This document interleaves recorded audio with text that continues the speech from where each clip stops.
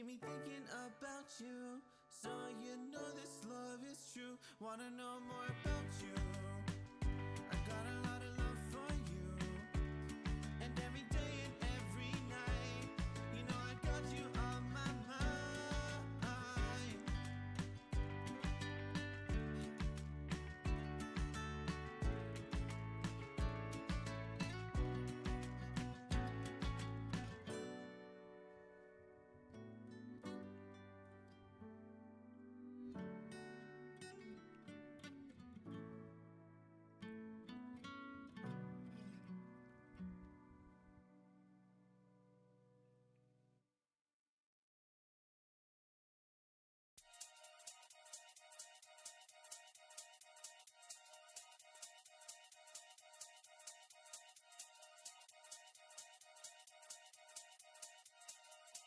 Yo, listen, oi. Run that again, I'm shelling them. Flow galactic, cool man Bellingham. Man, I got love in Krakow and Birmingham. The gal love me, but I keep hurting them. I'm a twat, got the chat. Bit of this and bit of that. I'll run up in your yard with the Polish lads. By the time we're done, it won't be your flat, like flat. Tire, jet, flyer. Man marking a tart in a raid Maguire. Hardest skis in the game, Dan Dyer. I got loads of heat like a shit hairdryer. And again, I'm a big game player. Fly your sister out to Marbella. Treat her nice to a vampire, yellow and a Chardonnay and a pack of Stella. We make it bang like shotgun. Bottles on tap, let me pop one. We make it bang like shotgun. And if you want lyrics, I got some. We make it bang like shotgun. Bottles on tap, let me pop one. We make it bang like shotgun. And if you want lyrics, I got some. We make it bang like shotgun. Best dressed in a rave like got one. Nah, I ain't got a wife, but I want one. Pink sweets and a dance might pop one. Aye, this one loud is kicking. That one's fine like parking tickets. Chatter up like what's your digits? Off the goose, forgot my lyrics. Getting silly at the function. 2 pints of beer and my brain can't function. Drive fast, don't stop at the junction. It's P, I don't need introduction. Yo, they already know what I'm on. Won't slow down, but I just carry on. I make tunes for the gal and tunes for the dons. We make it pop off every single time that we're on. We make it bang like shotgun. Bottles on tap, let me pop one. We make it bang like shotgun. And if you want lyrics, I got some. We make it bang like shotgun. Bottles on tap, let me pop one. We make it bang like shotgun. And if you want lyrics, I got some. We make it bang like shotgun. Bottles on tap, let me pop one. We make it bang like shotgun. And if you want lyrics, I got some. We make it bang like shotgun. Bottles on tap, let me pop one. We make it bang like shotgun. And if you want lyrics, I got some.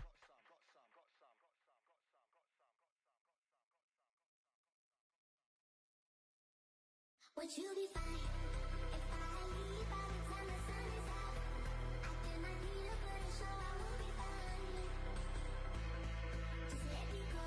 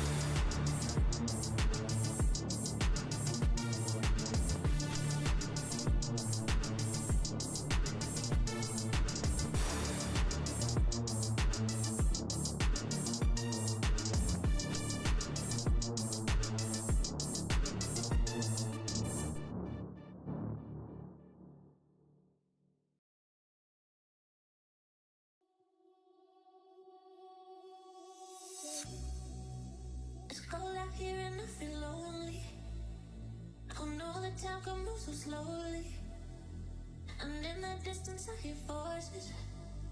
Are they real or are they in my head? I'm lovesick. You got me lovesick, and I'm lovesick. You got me lovesick, and now I feel alive, feel alive, feel alive, feel alive, and now I feel alive.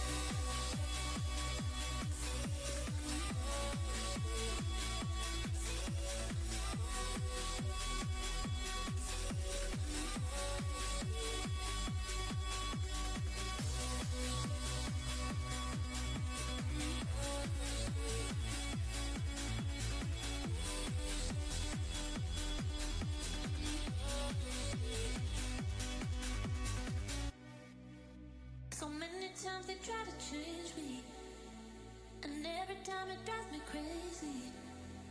And all the good times we had saved me. Are they real or are they in my head? I'm lovesick. You got me lovesick, and I'm lovesick. You got me lovesick, and now I feel alive, feel alive, feel alive, feel alive, and now I feel alive.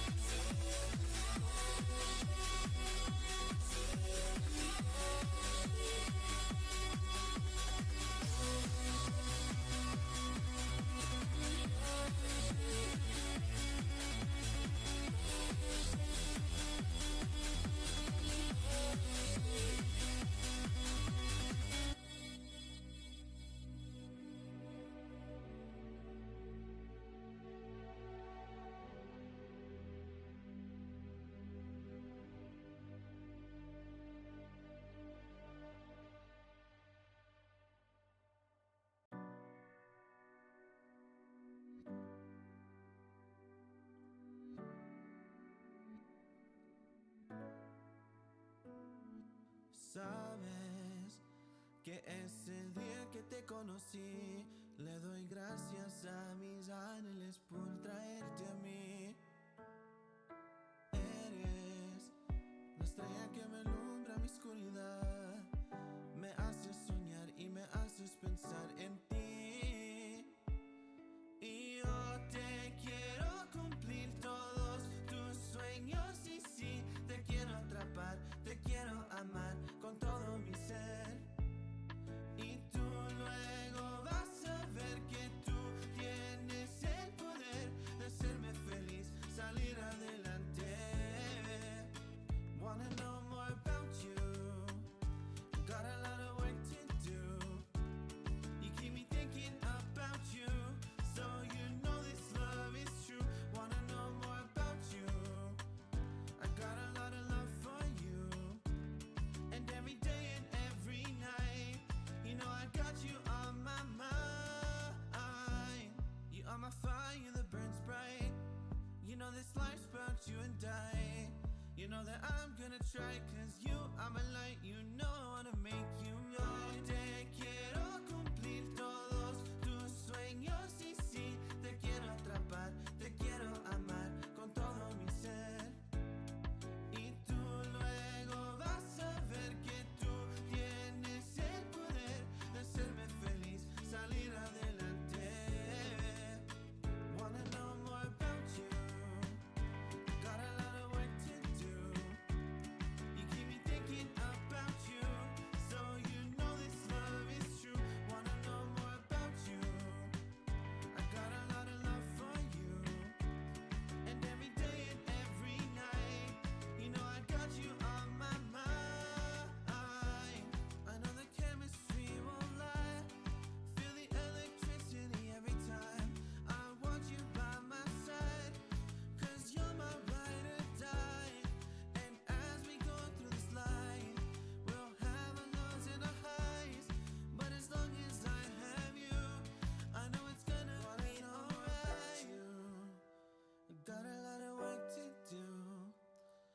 keep me thinking about you. So you know this love is true. Wanna know more about you. I got a lot of love for you. And every day and every night, you know I got you on my mind.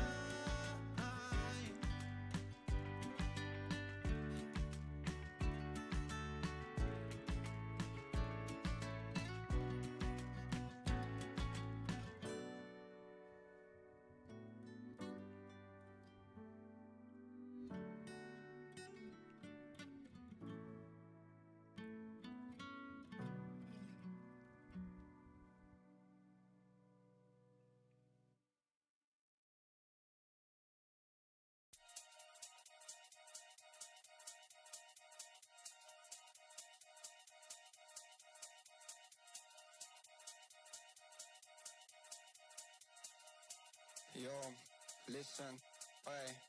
Run that again, I'm shelling them. Flow galactic, cool man Bellingham. Man, I got love in Krakow and Birmingham. The gal love me, but I keep hurting them. I'm a twat, got the chat. Bit of this and bit of that. I'll run up in your yard with the Polish lads. By the time we're done, it won't be your flat, like flat. Tire, jet, flyer. Man marking a tart in a raid Maguire. Hardest skis in the game, Dan Dyer. I got loads of heat like a shit hair dryer. And again, I'm a big game player. Fly your sister out to Marbella. Treat her nice to a vampire and a Chardonnay and a pack of Stella. We make it bang like shotgun. Bottles on tap, let me pop one. We make it bang like shotgun. And if you want lyrics, I got some. We make it bang like shotgun. Bottles on tap, let me pop one. We make it bang like shotgun. And if you want lyrics, I got some. We make it bang like shotgun. Best dressed in a rave like got one. Nah, I ain't got a wife, but I want one. Pink sweets and a dance might pop one. Aye, this one loud is kicking. That one's fine like parking tickets. Chatter up like what's your digits? Off the goose, forgot my lyrics. Getting silly at the function. 2 pints of beer and my brain can't function. Drive fast, don't stop at the junction. It's P, I don't need introduction. Yo, they already know what I'm on. Won't slow down, babe, I just carry on. I make tunes for the gal and tunes for the dons. We make it pop off every single time that we're on. We make it bang like shotgun. Bottles on tap, let me pop one.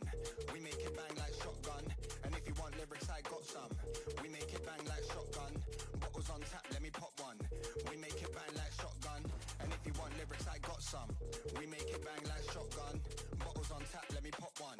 We make it bang like shotgun. And if you want lyrics, I got some. We make it bang like shotgun. Bottles on tap, let me pop one. We make it bang like shotgun. And if you want lyrics, I got some.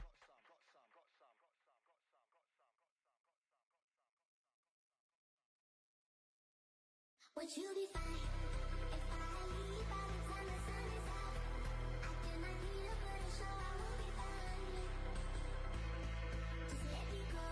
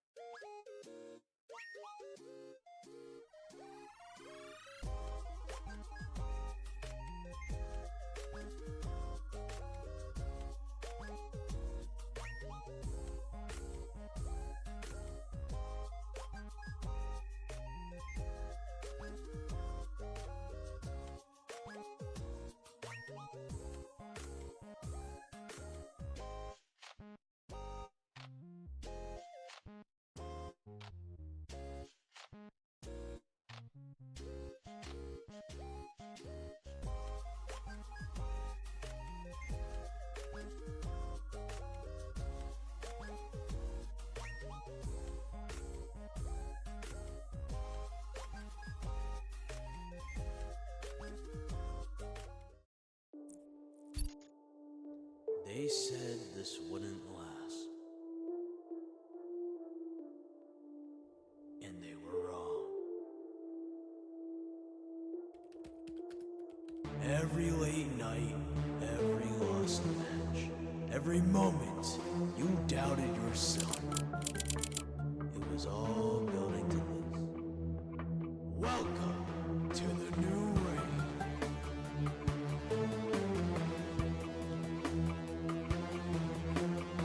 The spray is good. Dark matter with the perfect spray. Rogers, you get the ace. 5 guys take season 1 of the Empress.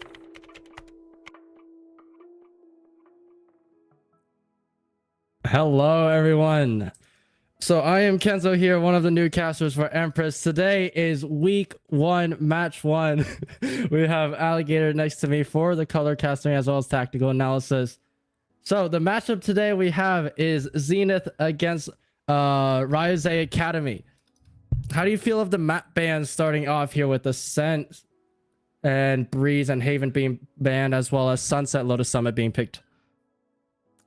Well, I have to say it is wonderful to have some variation in the map pool. Longtime Empress viewers know exactly what I'm talking about. I think throughout the playoffs last season, we saw probably, I don't have the exact stats, maybe like a 85-90% pick rate on the same 3 to 4 maps, with Ascent coming into the pool, back into the pool, like halfway through the playoffs. It started being picked a lot. Before that, it was a lot of Breeze, Lotus, some Haven, some Split as well, a lot of Split.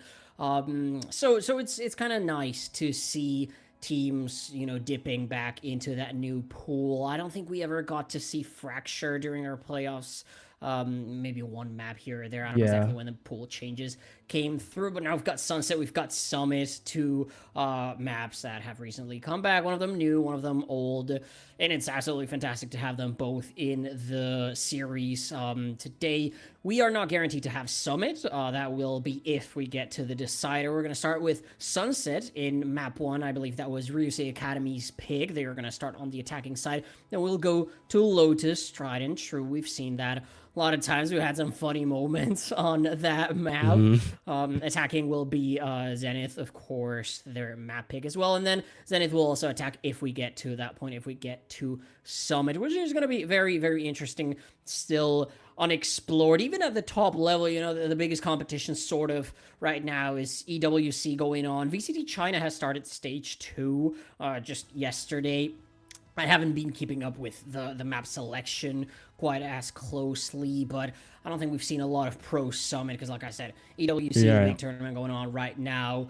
It's not in the pool. They're still doing the Fracture map pool from the last patch, so it might still take a little bit until we start to see Summit. Sunset and Lotus, though, like we've said, we know how Lotus plays in this current meta. Sunset, we might see some variation, maybe with that Phoenix comp. It has been very strong. Phoenix still has that super cheap ultimate with 6 points. Wouldn't be surprised if we saw a lot of it, but we'll see about that when the time comes. Now, Kenzo, one of the biggest features that we've got in this new season 2 of Empress is the pick'em system. I regretfully have to say I haven't done my pick'ems. I don't keep up with the teams maybe as closely as I should, but we're gonna take a quick look at what the people think is going to happen here. We've got Zenith at 65% with, I believe that says 20 picks.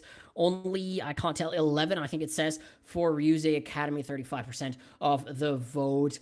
Kenzo, like I said, this is a new season, new teams. We're not as familiar with them. As the weeks go by, we will learn more, but that seems like quite the lopsided split. Do you think Zenith are going to come out guns blazing and confirm the viewers' predictions, or maybe are we expecting a surprise from Ryusei Academy? What might we see here in this series? Maybe taking a little bit into consideration with the map pool, with the meta. What kind of expectations should we have for this series? So I'm gonna be honest, just from the sounds of the public that we have with Zenith as well as Ryusei Academy, although the pick'em does says that 65% is going towards Zenith, but with some comments I've seen in our Discord server, Ryusei Academy actually probably has a bigger chance here. Although the map picks we have today are Sunset, Lotus, and Summit, but even just looking at the pro plays, like Sunset as well as Lotus are still the meta picks for VCT as well as for all of the pro teams. So I'm gonna be honest, if Ryusei Academy has the confidence here to pick Sunset, they probably have done a lot of digging. Probably not much assumptions we can really make right now, as well as because Zenith, although it has a very strong roster, but Ryusei Academy, we can probably assume, can have some very interesting plays or any very deep learning that probably not even pro teams might have spotted. You know, like for each team is very different, but considering the fact how even in this type of level, we see that Sunset as well as Lotus being actually more of a confident pick, because in terms of other leagues and other tournaments that I've seen, these two maps aren't actually maps that have been picked a lot. So especially you know, the new map Summit, we're probably going to see a lot of cool mechanics as well as some interesting setups, especially towards the Sentinel part for that new map if we do make it towards there. But for Sunset starting off here, if we can just move towards the agent picks, we see that for Zenith starting off, we have a very standard Neon as well as Omen pick, but Sage and Vise, I will be honest, it hasn't been done much here. I think Oni, their pick is kind of, we can't really see much about that, but Alligator, how do you think about this team comp that we see on both sides here? Well, very interesting to see the double Sentinel comp, that Sage Vice. You'd have to imagine two walls, one going to be on each side of the map. Very interesting to see the Sova as well. Chains, very well known here on the production side of things. Might expect maybe a fade on this map in the past. We don't know exactly what Ryusei Academy are running, like you said, with Oni, but you have to imagine that's going to be an initiator. The double duelist comp, so strong at this point in time. Like I said, not surprised at all to see the Phoenix, the other duelist of choice, the Neon, which wasn't hit as hard by the nerfs as many people thought. Neon, a classic pick on this map. Maybe taking a look at the mini map, we might be able to see at some point that initiator, but we'll have to find out in a little bit. Seems like already a very, very early fight over on A main. Plenty of kills going the way of Blues already. That is Ryusei Academy with a numbers advantage going into the round. Yeah, and just starting off with a 3-4 lead here, like they're starting to the attackers are starting to reposition towards mid, but I feel like Miggins is gonna be countering 3 players towards Art, but I guess I'm gonna regroup towards A. I think without the Viper Wall, have seen, you know, a lot of recent meta with just Vise picking the light shield instead of mindful utility, but see how they played this out towards A site. Here's the smoke as well as Gecko Flash clearing sight with Wingman planting the bomb. And you're gonna be a blind towards elbow, kind of wasted, but you know, needed for the clearance, and Vise is just gonna be waiting for his teammates to just slowly shift towards Link. But the Vise Wall doesn't detect anything, so it's pretty much safe for them to start this off. It'll be having the counter start off, and Glizz is gonna be spotted towards Link to start off, and 2 towards CT, but with the full setup as well as Gecko Blind, just stalling them off. They probably have around 30 seconds left, and here's the Wingman stun, stunning both. But Megan's gonna get the first pick on Sned, and Gecko with this pick, and Blues just comes out of the smoke and just take away for his 4th kill, and there's the first round for Ray and Academy. Oh my goodness there. Blues with almost an ace on that round. I have to say, Oni, we didn't know until late in the round, but this Gecko pick I absolutely love. I'm a quasi Gecko main myself, and on this map it has been so strong traditionally. So glad to see it back into the pool, especially with those sort of compensatory buffs that he received recently. Now the buy is going to be very simple for Zenith here, just 5 classics, maybe looking for a heavy play down mid. They want to try to get that snowball rolling. Leaving the B site pretty much empty should be an easy round for Ryusei Academy. They don't have exactly the strongest weaponry. They've gone for 4 stingers, close range gunfights. That's what they're going to be looking for with the Bucky as well here on Usagi. Ideally, you'd want a flawless here. Chrism is going to spot at least 2 players, taking one down, so they know where the aggression is going to be coming from. Losing any more players would be not ideal for Ryusei Academy, but I wouldn't expect that to happen. Yes, you do recover 1 stinger here, but the setup is absolutely fantastic from the attackers. Zenith probably just going to want to die to the spike explosion here. Yeah, and just them holding off mid with Gecko and Neon just slowly grouping, kind of just finding the picks here, but it looks like they're going to probably play it safe and just go towards CT to avoid the bomb damage, but here comes Usagi with the Neon, and the Stinger's just gonna shut it off, and of course, dying to the bomb is just more beneficial for them, and there's the second round for Ryusei Academy. Moving on, you know, the economy on both sides seems very stable. Like, it's gonna be probably more of a light buy for Ryusei Academy, but still with the gun advantage from last round, they still have full shield as well as a Phantom in their hand by Chrism in the smoke. And so, with the 2 entries just starting off here, how do you feel like this upcoming A push that's going to start off with the Vise Wall? Well, they're clearly going for a very sort of black and white kind of approach. They go all in on the one side of the map. Yes, they do show some presence towards mid with Chrism, but the aggression is clearly here on A. The problem is that the entire Vice setup is here. That's a lot of stall. Yeah. Oh, you have the Vice blind. Getting Megan's backside, but they're kind of just stranded into the elbow still. But here's Neon coming in with the bomb. Trying to get the plant, but Megan's before 1 to start off. And Odie's just going to get the trade on Sova towards Link at Blues. And he got Megan's backside with Chucks getting the pick through the wall, getting Blues. Ooh! And there's Chrism towards mid, but we do see Ender all the way towards spawn. I think he's going to catch Sind. Nope, just gonna go towards site, but Chuck as well as Chrism just gonna be right next to each other here. Sneaking right past. Let me just take site real quick. Just let me scooch over. Still and no there's plant. Chrism getting the first for this 2v1. Remaining for Ender. He's on a Sentinel. Not really ideal, but really wasting time here to just clear out site because they don't know where he is. And the cage it. And there's the turret back. Still online, but the turret's not looking that way though. It doesn't spot Ender going into elbow. I think Ender, if he can play this well, timing might be good, but there's the smoke. I think that might just be the point of cutting off the 1v2 clutch here, but let's see how Ender plays this out here in the 1v2, and the alarm bot's down to just stall even more for information, and you're just playing the smoke.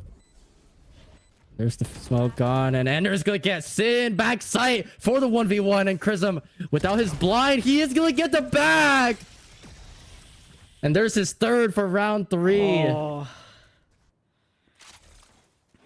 that's tragic. Ender doesn't expect Chrism's position. They've wasted a bit too much time trying to wall off. I'm not sure what the thought process was there. If you plant behind Coffin, I don't think you're ever going to be playing on the CT side of things. If you want to wall, probably gonna want to wall towards main. If anything, you know, just unfortunate decision making in the 1v1. Still somewhat costly round for Ryusei Academy. They're gonna want to go fast here, but the Sage Wall is there for the denial. It's a classic and a Sheriff in Synod and Usagi's hands, not a 5 rifle round. We're gonna have Usagi just coming in with the Neon. Getting the pick, but Ender for 1 just sniping away Blues with the Sheriff there, and Glyphnor getting off Oni, but Usagi just gets the trade down. But with both towards main of his teammates, Usagi is going to be stranded with 31 HP left in the corner. And the retake is going to be coming in very soon. He's got to reposition. Just slightly goes towards, but Ender finds the pick through the wall, as well as Chuck for Sin. But Chrism's right on top. And he able to do it, but the defuse is already down, even if he gets this pick. But there's the first round for Zenith. And just running away. At that point, you're just trying to stay alive. Really, you got nothing in a 1 versus 4. I believe that was for Chrism. Wasn't really planted for him. There were so many people waiting on side for him just to pick, especially with the recovered rifles. I think that was the main point. The sheriffs rang true, and the weaponry was much better for Zenith at that point, especially with the stingers that had already been bought back in. So 1-3 first round for the defenders. Maybe a bit slower this time for Ryusei Academy. A bit more aggressive with 2 sentinels on the same side of the map. You take a look at the mini-map. Usagi is already up into market. This Neon puts such a fast pace into the rounds. Ender, though, wants none of that. Yeah, and we have Chrism just getting the CT here, avoiding all the utility, but I feel like there's going to be a very good hold. And Glipsnort, oh my god, just slowed down, but with the... Sorry, I just got cut off, but with the alien webcam here, he did get the pick. Very alien-like play there as well. Just bang, like just jumping across and then getting the head. But we see Chains is going to get Oni to start off, but there's going to be 2 next following up here with Sind. Just calling the rotate, I suppose, with Blizz going towards Link. But we do have the rotate going all the way towards A, so if they do get this timing right, I feel like B side is pretty easy for them to take, especially with least amount of utility here. But they're playing it very slow, and see that Ender is probably like at the first contact, but the Molly is just gonna stall him back. But he does get a couple shots down. Gliznorv is just gonna TP across to just put a smoke beam main, and there's probably not enough time, so they're probably gonna call to hold this down and save their guns here. But unfortunately, that is gonna be a cost of a round for Zenith. But at least their economy is looking pretty good here, like with Usagi as well as Chrism with 4.8k around in their bank still. They do have enough for guns, probably for the next 3 or 4 rounds even. You're going to be looking to buy back into this one, but it was still important for these players to hold on to their guns. You see right there, Blues with 2,000 odd credits, only spending 600. Might have not been able to go for the full buy back into the round if he had lost that rifle. So Ryusei Academy, they seem to be a very make or break team. If things go right for them, they go very right. We've seen them such a strong force. But the moment they start stumbling, you take a look at that 2 picks already off the rip for Zenith. They had the right read. They dropped the spike into the open. It becomes so hard for Ryusei Academy to find their way back into this. When you take a look at that, Chuck, 2k into the round. What's that, 20 seconds into the round? Yeah. It is pretty much already done. Chrism and Sin, like, kind of just gotta fall back here, but I guess Chrism still wants some more action. And both are just gonna hold this down, kind of. But with 5 people, I think if they just swarm this, they are able to get the picks. But I think Chrism with the Omen ult, he is able to make a play here, but with 50 seconds, I don't think is really a really good option. But Ender... Because you take a look at the mini-map, Ender is taking up so much space. They'd have to go to the B side to be able to go for that play that you said with the From the Shadows with the Omen ult. But Ender is watching that angle, and there's the Vice as well for Miggins with the entirety of the setup on the B side. There is so much reinforcement everywhere in the map. It's just going to be a 1 minute long save, right? 60 plus seconds, it feels like, of saving. And like you said, they're chasing they want to go for these kills because they know the economy is just broken. Flawless round for Zenith. Ryusei Academy, they're just going downhill. And there's just so much teabag at the end right there. But, but Ender with the great lurk there, I guess he did get the pick to start off. And Usagi is kind of got shut off at the beginning there. But how do you feel like, this B push? Because, I mean, the double Senti is very strong here. But, again, Usagi started off by going towards mid from the rounds couple before. And it did work out pretty well. Well, gotta try it at least a second time to make sure the first one wasn't a fluke.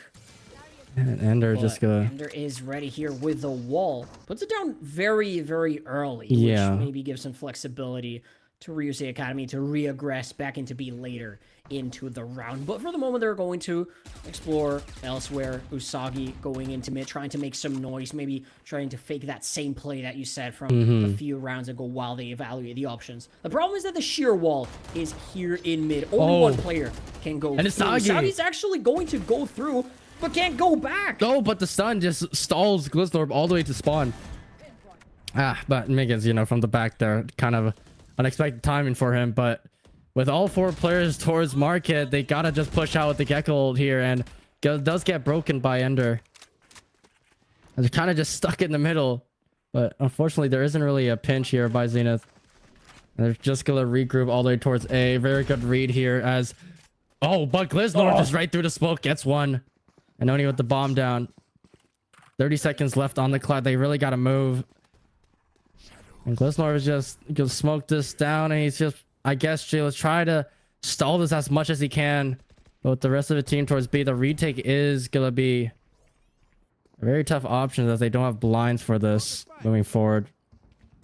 But site is pretty clear for them to just plan it off, which is what's gonna happen. And Ender's just gonna ult and get Chains back in the game with his utility on Sova. But a 5-man retake.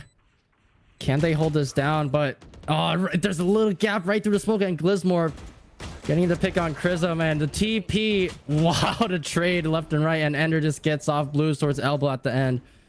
And there's round 4 for Zenith. What a retake there.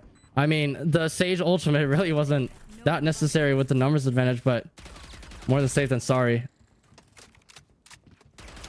Yeah, exactly. You know, a 4 versus 3 is a little bit dangerous. You lose one, you're on numbers equality being forced to defuse. 5 versus 3, you can afford 2 people to die. I was gonna say, this feels like the perfect time for Ryusei Academy to call a timeout, because they've lost 4 in a row after that strong start. 3 rounds on the bounce for them. They're gonna have a not so great economy going into this one. Usagi probably afford to buy for a teammate. We could see some form of a force here with some rifles. You've got 4 ultimates as well.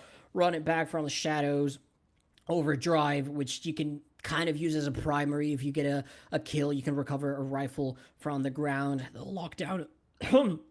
Excuse me, the lockdown is there as well if you want for both the execute and the retake. The problem is, on the other side, you're 1 away from the Steel Garden from Miggins that can absolutely cancel and execute, yes, but it can also be used for a very strong retake. You've got the overdrive just in case from Chuck. You've got from the shadows for repositioning from Glizznorb, and the Hunter's Fury from Chains, the only one not online, of course. Ender's revive from Sage was just used in this previous round. And we're going to see the buy come in here, just like we said, 4 rifles. We're going to see a Bucky in the hands of Usagi, actually an Ares for Oni. Maybe wants to trust something. There's an operator in the hands of Chuck. That boomstick coming into play.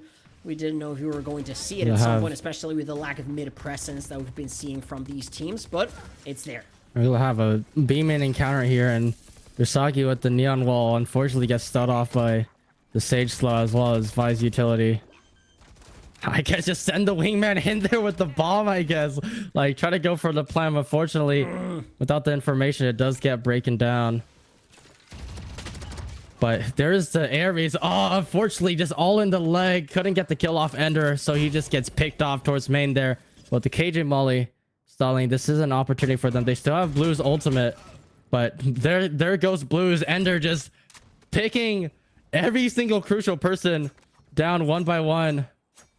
We have Chrism with the Omen ult still, but it's not really gonna go very well for them. But here's the Killjoy ultimate. And of course, Zenith is just gonna try to solve an ultimate while playing more backside. And they're still not pushing out for some reason. And B-side just fully shut down control, but with that off angle, getting off Ender and Sin getting the pick. But Usagi in the corner, he does get Miggins towards mid, and there's Sin again, just picking one-on-one. And it's a 2v3 left with Chains just left on site. Backside just waiting for Chuck. But with Sin towards main with 63 HP, but Usagi is low. This is an opportunity for them. But Sin, unfortunately, just get chained, and I think they're just calling. They're just calling out for the save here with the operator. And unfortunately, the boomstick just doesn't get enough value at all as B-side just slowly melted down. Yeah, you've got Usagi kind of chasing the kill, trying to see if the Neon is somewhere around. I don't think there is going to be a very heavy chase because it was a little bit of a force still into this round. But I kind of like the idea from Ryusei Academy. They know that the lockdown is most likely going to get broken. Oh, shot right there, whiffing on the shot. Not going to get taken down so far. Chrism very, very low on HP on the shot. If it connected, it doesn't matter. He was going to be dead anyway. But I kind of like the idea, like I was saying. The lockdown, you know, it's probably going to get broken by the Hunter's Fury. You just use that timing where nobody is looking into the choke point to just position yourself. As soon as the smoke fades, the defenders are faced with a triple fire. You don't know where to look. And yes, Chrism goes down to 6 HP, but as long as you get those kills, it's job done. The Ryusei Academy may be unconventional, but good tactics from them, good understanding of the situation with the ult as the operator takes down the run it back though. So that's one strong ultimate completely thrown away. And with the both Neon just with the laser blast, unfortunately Usagi has to go down a little bit first, but Chuck still has the operator, but Usagi just knocks it straight in this head, eats him a bullet right there, and there goes the operator, but Ender is going to be crossing all 5 players. He's going to get 1, 2, and Oni does get the trade though. But there's all the information they need of the rotate. And with Megan's just having the early rotate off, it is going to be a very good hold for him to just play off here. But with A side, there is Gliznor with the Omen ult if they need the rotate, as well as the Vice ultimate to stall. And there's the smoke, and here goes Wingman for the plant once again. And getting breaking down by Miggins. And Miggins with the Visol. He's gonna get the flash down, but the stalling, I feel like with 30 seconds is just not enough. But here's the Visol coming down, and there's gonna be a very big encounter, and Oni goes down first by Gliznor, and Chrism just hiding in the corner, has to TP away, but just gets stranded. One left remaining, and Sin has the Vandal's hand, but tries to find the pick, and unfortunately couldn't get the repositioning. There goes change for the last pick, round 5 for Zenith. Great retake though with the Visol. I was gonna say that Steel Garden, the timing on it is absolutely fantastic, and I don't like what Ryusei Academy are doing. That's not how you use the Gecko. These are iron tactics. I should know because I am hard stuck down in those ranks. You need to take side before you send the Wingman in, because that's already 2 rounds in a row where they've been in their butts just by sending out the Wingman to die in the middle of nowhere. Chuck gets to rebuy into the op here, and now you've got no way to contest it. The only way the utility this goes wrong for Zenith is if the operator gets greedy, but they don't. They just peel back as soon as that fast lane and the stuns and the blinds come through. Now you've got your Neon in a safe spot, watching the lane, hoping to catch maybe a few more than in the past few rounds. And with the slide by Usagi, I don't think they're gonna get any more useful information here. And Chuck with the operator, is he wall hacking? Okay, but he gets the first shot off and doesn't get any value still. But the information of them being A is there, and there we have Ender just flanking again, but Chrism just holding off, trying to go for the smoke. He's just gonna hold us down, and I guess Ender's just gonna change routes here, and Chuck with the operator gets the elbow pick to start off. And all 3 is just gonna get attracted over, and I don't think Chrism's really gonna find Ender. Look at Ender. Yes, Ender just in the corner. Look at the position from Ender. With the holds here, I don't think Sight's gonna be very hard for them to take, especially. And Chrism, I don't think it's gonna find too much value, but the blind does spot the operator player, and they're just gonna just ram it in, and Blues with the kill on chains unfortunately whiffs, and Gliznor just sneaking through the smoke kills away Blues, and the sprint by Chrism isn't really doing much damage. And Ender from behind is just gonna pick him off, leaving them into 2v4. And what the heck is Miggins doing there with his Vice Blind?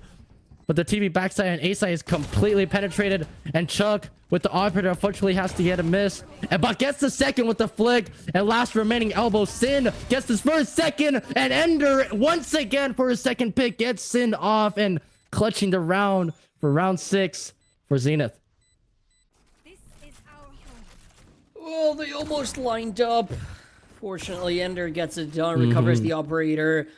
Chuck, I believe, is maybe 1 for, I don't know, 5, 6 on the kills to shots ratio with that gun. You know what? It's expensive. You gotta save it. I wish my teammates would learn from these players. 6-4, at least guaranteed to tie at the half by Zenith. I wouldn't be surprised if they got the advantage here. 7, maybe 8 rounds to be found here on the defensive side, because the purchase is simply not there from Ryusei Academy. They've been losing a bit too much, and now they're just paying the price. We do have Ender here in the crossfire with Chuck, but with the operator just distracting them afterwards, we can definitely see if Ender can get this triple lineup kind of just staying there for any information they need. Just both sides sitting next to each other.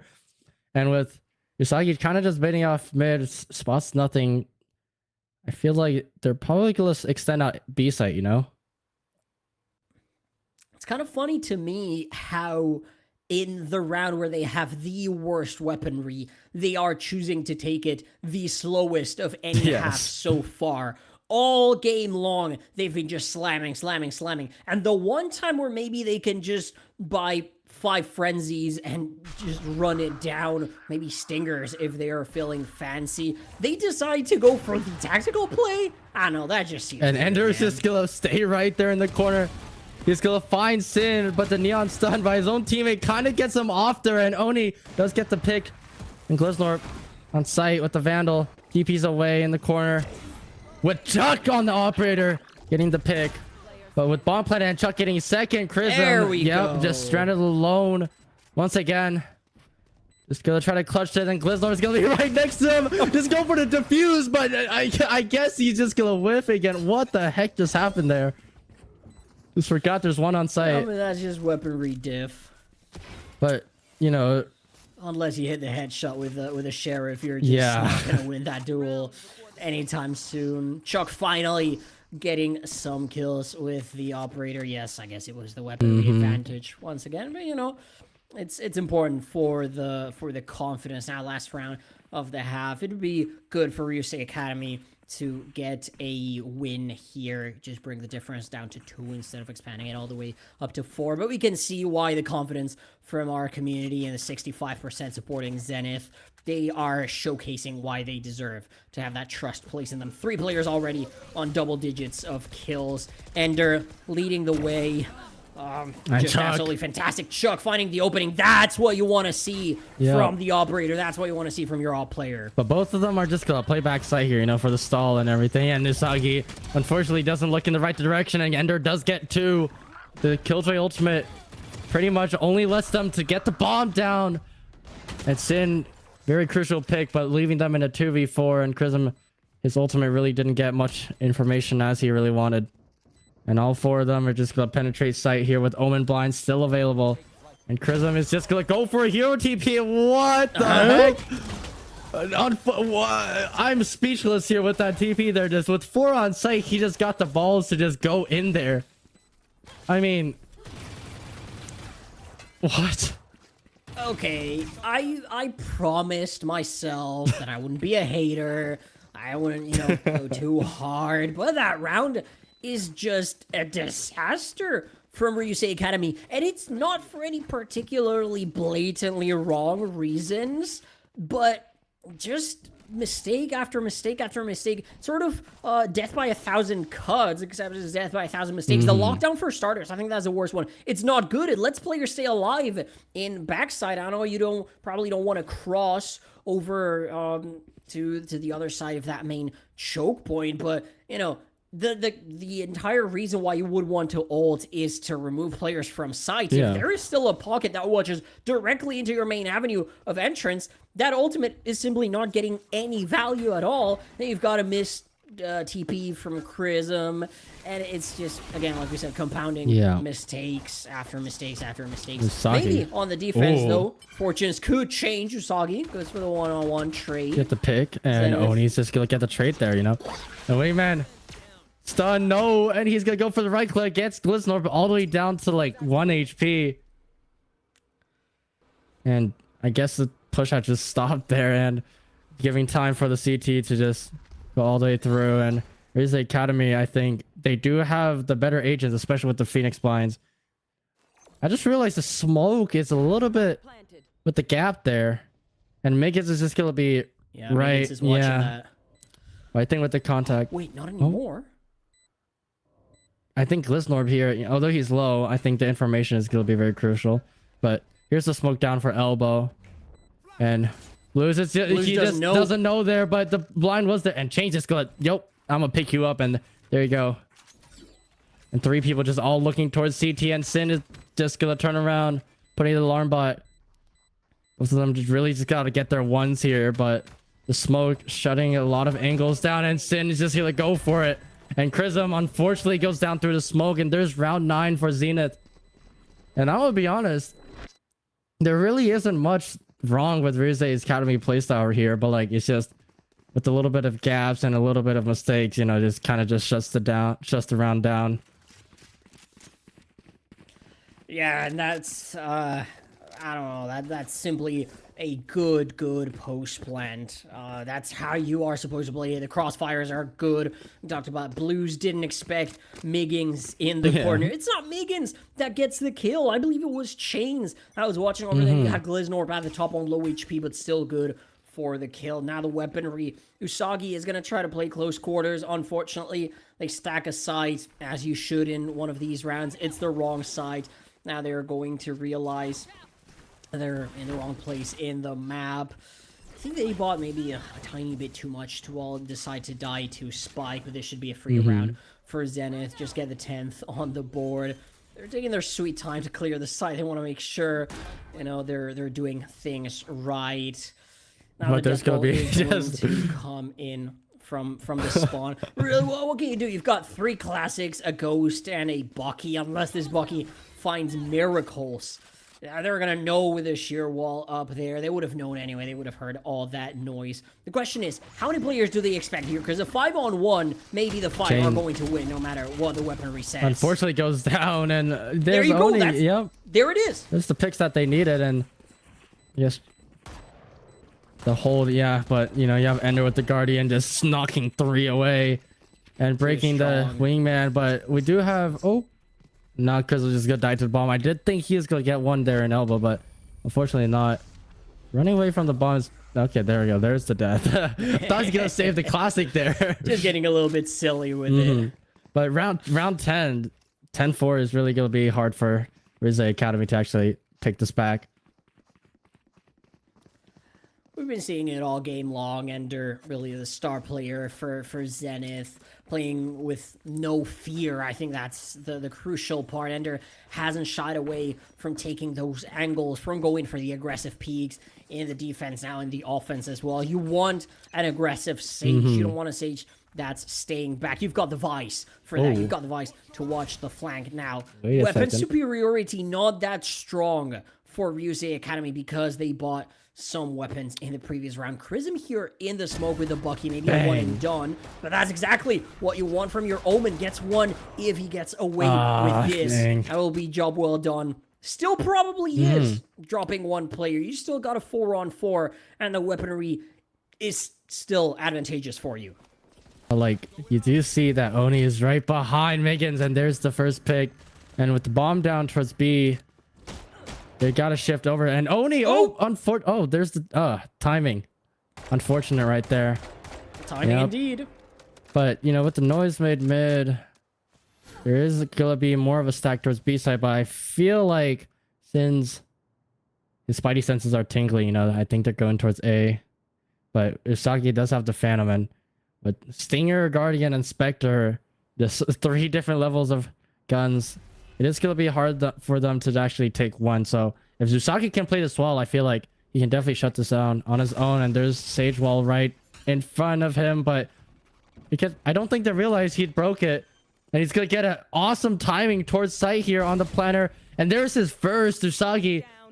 15 seconds left, and I don't feel like he's going to really get the plant down here. Gliznor still trying to get the pig. There it is, but with the follow-up. Oh, no! Blues accidentally flashed himself, and Gliznor takes away the third, and there's the bomb planted. Sin with an outlaw, though. It's going to be really hard for him to actually retake this, especially with the sniper rifle. And with all players being full HP. One shot kills, though. Yep. It is one shot kills, though. And there's the first in 1v1. But I don't think he knows Enders went all the way towards elbow, as he didn't really hear any noise. But there's an alarm bot for info. But there's the Guardian by Ender. And no! Sind just knocks it down for a second pick. Just clutching the round up. Oh my goodness. Ryusei Academy going to their 5th round win. Great play. You know, the clearance was just amazing there. Yeah, and that's the magic of the Outlaw in a round like this. Yes, you're facing a Guardian, but even a body shot will do it. The Guardian against... I don't know if Zenith was exactly on full HP or not, but you do have the smallest of advantages if you are Zenith, right? They're trying to keep Ryusei Academy in it. Now the buy is not going to be perfect by any stretch of the imagination, because it came down to the very last player, and it is a full rifle buy from Zenith here. We're going to need to see some serious magic defending from Ryusei Academy if they want to get back into their own map pick, as a reminder. Blues is just going to encountering 5 people. Is he going to get the flash right? Yes, he is, but the Neon Stone's going to push him down. Holy, what an encounter. Oh, he's shouting in comms right now. There's B. All the way towards market, though. I don't really like this positioning, but it looks like that doesn't really matter, as the rotate is going to go right into Oni, and Chuck is going to knock him down, pick him up on the sidewalk. An Omen TP for safe rotate. Unfortunately, leaves a little gap. I think Blues did get the information there, which is why he's sprinting all the way towards A.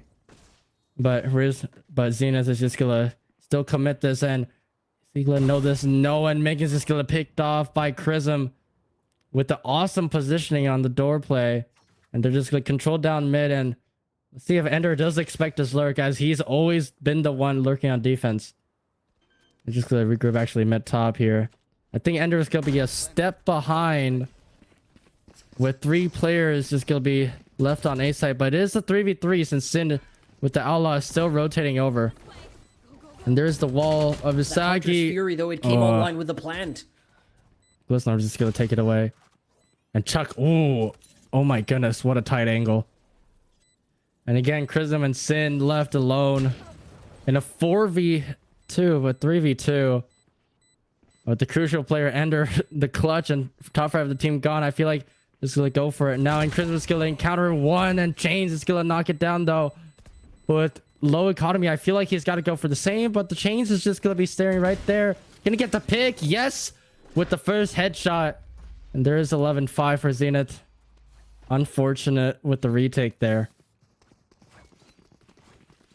Yeah, it comes back to that gun disadvantage that we were talking about.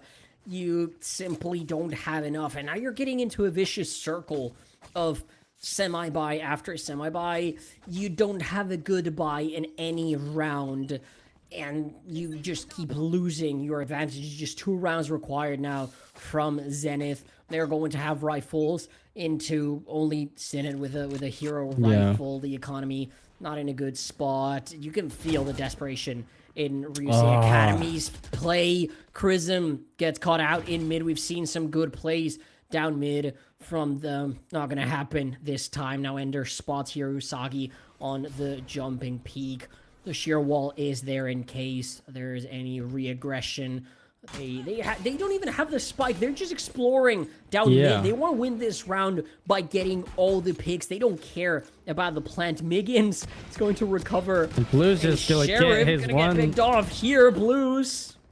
But yeah, it's just not enough for Ryusei Academy. They are just not equipped to take these fights. Neither were they in the previous round, nor really the one before. Well, I think the one before that was a rifle round that they won as they should have on the defense. But then again, they lost 4 players. That kind of starts the snowball. Now you're going to find yourself most likely on map point. And Usagi just Gonna put the stun, gets changed. The adjustment just didn't hit though. And Chuck with his third. And only left alone with Wingman. Still going once again, but this time he's just gonna get picked off by Glenor. And there's match point for Zenith. 12-5. And I'm gonna be honest, the mid play there, you know, Chrism unfortunately just got timed on, but I think on the other side with Zusaki getting the gun, there was a chance. Yes, there was an option, but you take a look at the buy here. I don't know why Synod goes for the hero rifle, knowing what the stakes are going to be. Maybe if you get some weaponry across the team, but there were sheriffs and bandits. It was not a good buy. Now you're going to have, what, 2 sheriffs, a guardian, a bulldog, and, well, it was an Ares, it's a phantom now. It's just not good against 5 rifles. We have the contact starting off here, but with the Owen blind, Usagi does get the first pick and trade after trade. Ender, 2. Yep, getting the final one and does get the res off for Luke Glisnor. With 4v3, do have Oni just stuck on site with this Gecko Wingman. Try to hold this down, and he's gonna get picked off, you know, from both sides splitting. He's really gonna be really hard, but in a 2v4, if they still want to keep going, they gotta win this round, of course, and the following 7 afterwards. But with all the rifles and gun advantage, Sin with the sheriff, I don't think it's really gonna be a great retake for them, especially with Sable. But there is a gap, and there's the KJ. The Silva is just gonna be there to counter it, and with no fade. Oh, but the shot through this wall right there. In a 2v3, they got around 20 seconds left. They gotta go through. And just through the wall right there on the wall banks, Chains as well as Chuck just knocks them down 1 by 1. And there's the first map for Zenith. 13-5. We get the reaction by Zen on the coach spot. Just a bit too good from Zenith. There's really not that much that Ryusei Academy could do there. They did try their very best, but a tiny bit too far away for them. They're going to be going into Lotus, trying to do to Zenith what was done unto them, steal their map pick, try to push it onto that Summit Decider. Now in just a second, we'll hopefully take a look at some stats from these teams. There we go. First of all, the head-to-head 13-5. I mean, it was kind of a wash after Zenith. We got to remember, they lost the first 3 rounds. For Ryusei Academy, they won 3 the first 3 rounds of the game, and then they only won 2 at some other point, with one of them being the rifle round on their defense, which, you know, they were expected to win. So it's like those first 3 and the one that they were expected, they only really won 1 more round. It reflects 10 to 8 first kills. That's a lot more first kills than I expected for Ryusei Academy. They were very even across the board. The post plans, though, that's where the key difference is. Zenith, when they were defending, they were so strong. They always found a way to crack those side holds. I hesitate to call them side holds at all, because they weren't even that much. They didn't even have that much side control. Ryusei Academy did on the post plans. And then when they were on the attack, of course, they were able to keep the attackers at, the defender, at bay when they were trying to retake the clutches. We know they sometimes don't register. We definitely did have some here and there. Synod with the Outlaw comes to mind on that one round that Ryusei Academy won. We were mentioning that one round that wasn't either the first 3 or the rifle. Actually, no, that was the rifle round. Anyway, Ryusei Academy, they have their work cut out for them. Maybe their Sunset not as well prepared, not as well drilled as they would have expected going into Lotus. Maybe a little bit more practice on that map has been for a bit longer. In the map pool, you take a look at the individual stats. Chuck actually coming out on top of that ACS with some great rounds towards the end, but the first half was really all about Ender. That Sage was making plays on the defense. 22 kills leading the entire lobby, double the kill count of the leading player from Ryusei Academy. Ender has as many deaths as Synod has kills. That, I mean, if that doesn't tell you the story of the game, I think nothing does. 2 players negative technically on the side of Zenith, but really it doesn't matter. That's just how you do your job as a team. It doesn't matter how many deaths you have. I mean, it does matter at some Yeah. point. But as long as your team is winning, that's what I say. Maybe at the super very highest level, yes, it's not the ideal way to play. But at the end of the day, I think any esport type of competition does work to some extent to if you're winning, it doesn't matter how you're winning. Of course, it's not Yeah. a sustainable style, but in the moment, if it works, it works. The World Cup is going on right now. My dad used to tell me as a kid, you could score a goal with your butt if you want. As long as the ball crosses the line, it counts. It goes up on the scoreboard. And the Exactly. same goes for these rounds. It doesn't matter if all 5 players go down and you win by spike detonation. A win is a win. You can put it however way you like. Zenith, they play well. They get the job done. It wasn't by any means, a sloppy win like I'm painting here. Yes, 2 players go negative, but then you've got 20 plus kills from your leading scorers. So absolutely fantastic job from Zenith. Now, Kenzo, before we go to a little break, we've got Lotus coming right up. What do Ryusei Academy need to change going into that game if they want to push to that decider on Summit? Yeah, like just the map of Sansa right there, unfortunately, although it's their pick, I guess just a little bit of like the smaller mistakes, although from both sides, I feel like just the holding just wasn't enough. Like if they did use more utility, like it would have went better, but they did that sometimes. But we do have Ender on the other team, as well as Chuck sometimes with the operator just getting the picks that they needed and winning the ones. But for Lotus upcoming though, it is a map where utility is more heavy, especially towards A rubble or A main to just take the space at the beginning, or towards C main or B. Like it's just one of the maps where utility as well as the micro stuff are just a little bit more needed, from both sides. But who knows? Maybe Lotus as a bigger map might give Ryusei Academy more opportunities, especially with the ones. As sometimes we did see a couple whiffs from Zenith, from either of the players, especially from Ender sometimes, where it was a 1v1. But sometimes just a little bit of mistakes would cost them a couple rounds. But that's all I have to say about Lotus. But we're just gonna take a little break first, and then we're gonna go to map 2.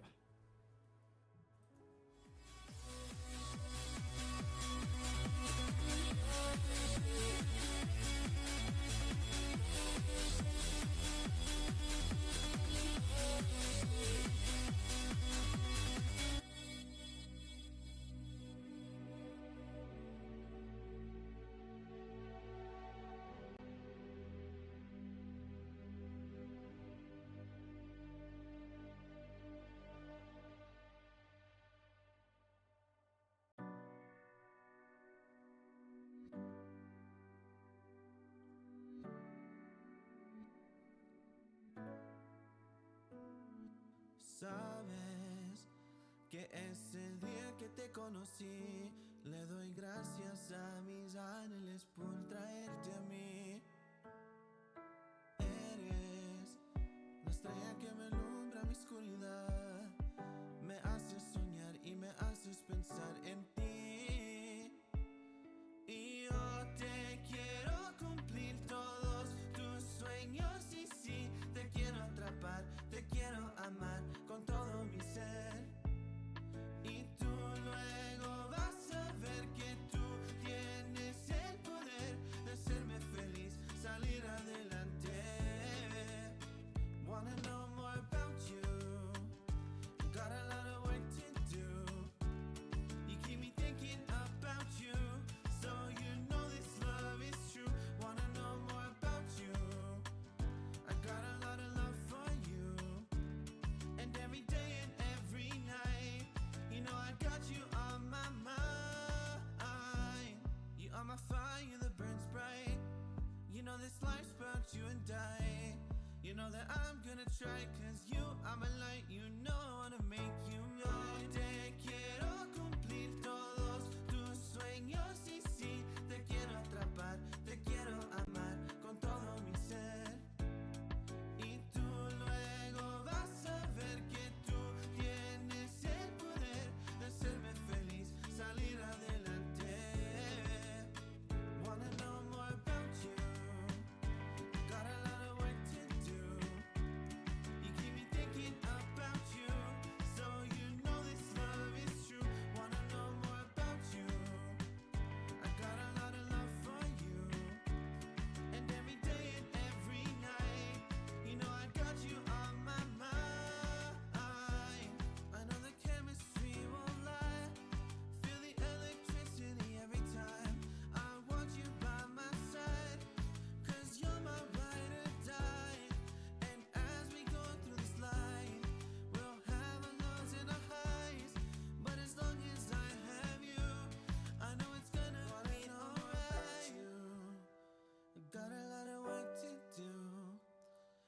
keep me thinking about you. So you know this love is true. Wanna know more about you. I got a lot of love for you. And every day and every night, you know I got you on my mind.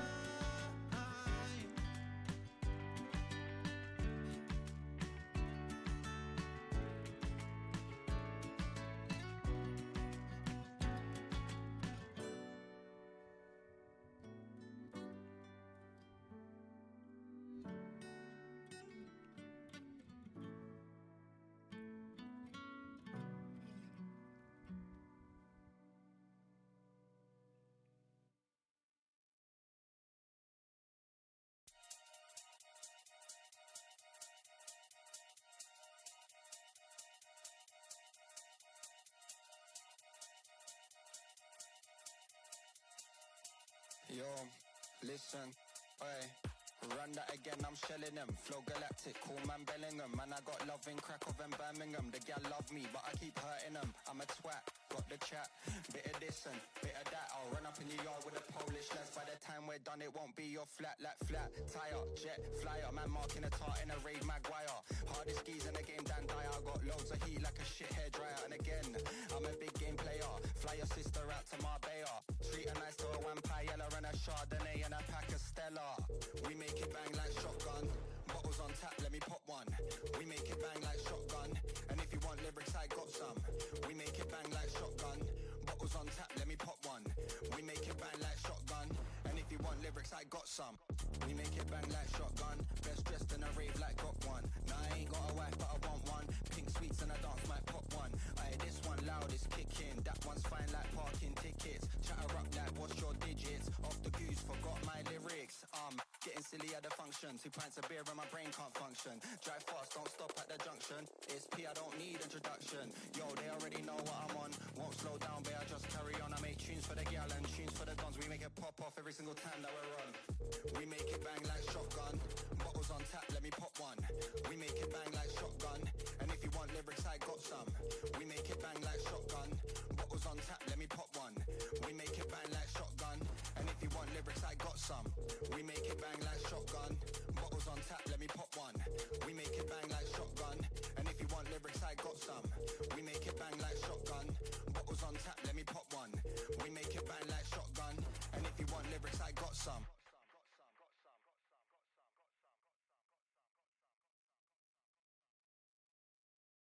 Would you be fine?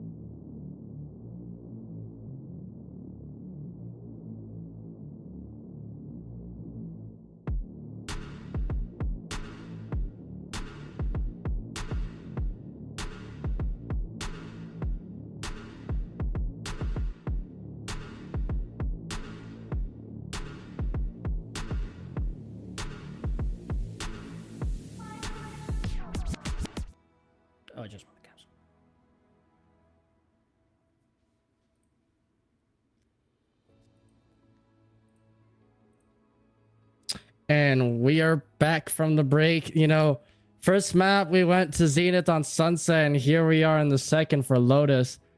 So just a quick reminder for those who might be new in the stream, this is week 1, match 1 against Zenith and Ryusei Academy. So we have map 2 right now, Lotus, which was picked by, I believe, Zenith, and they picked side attacker.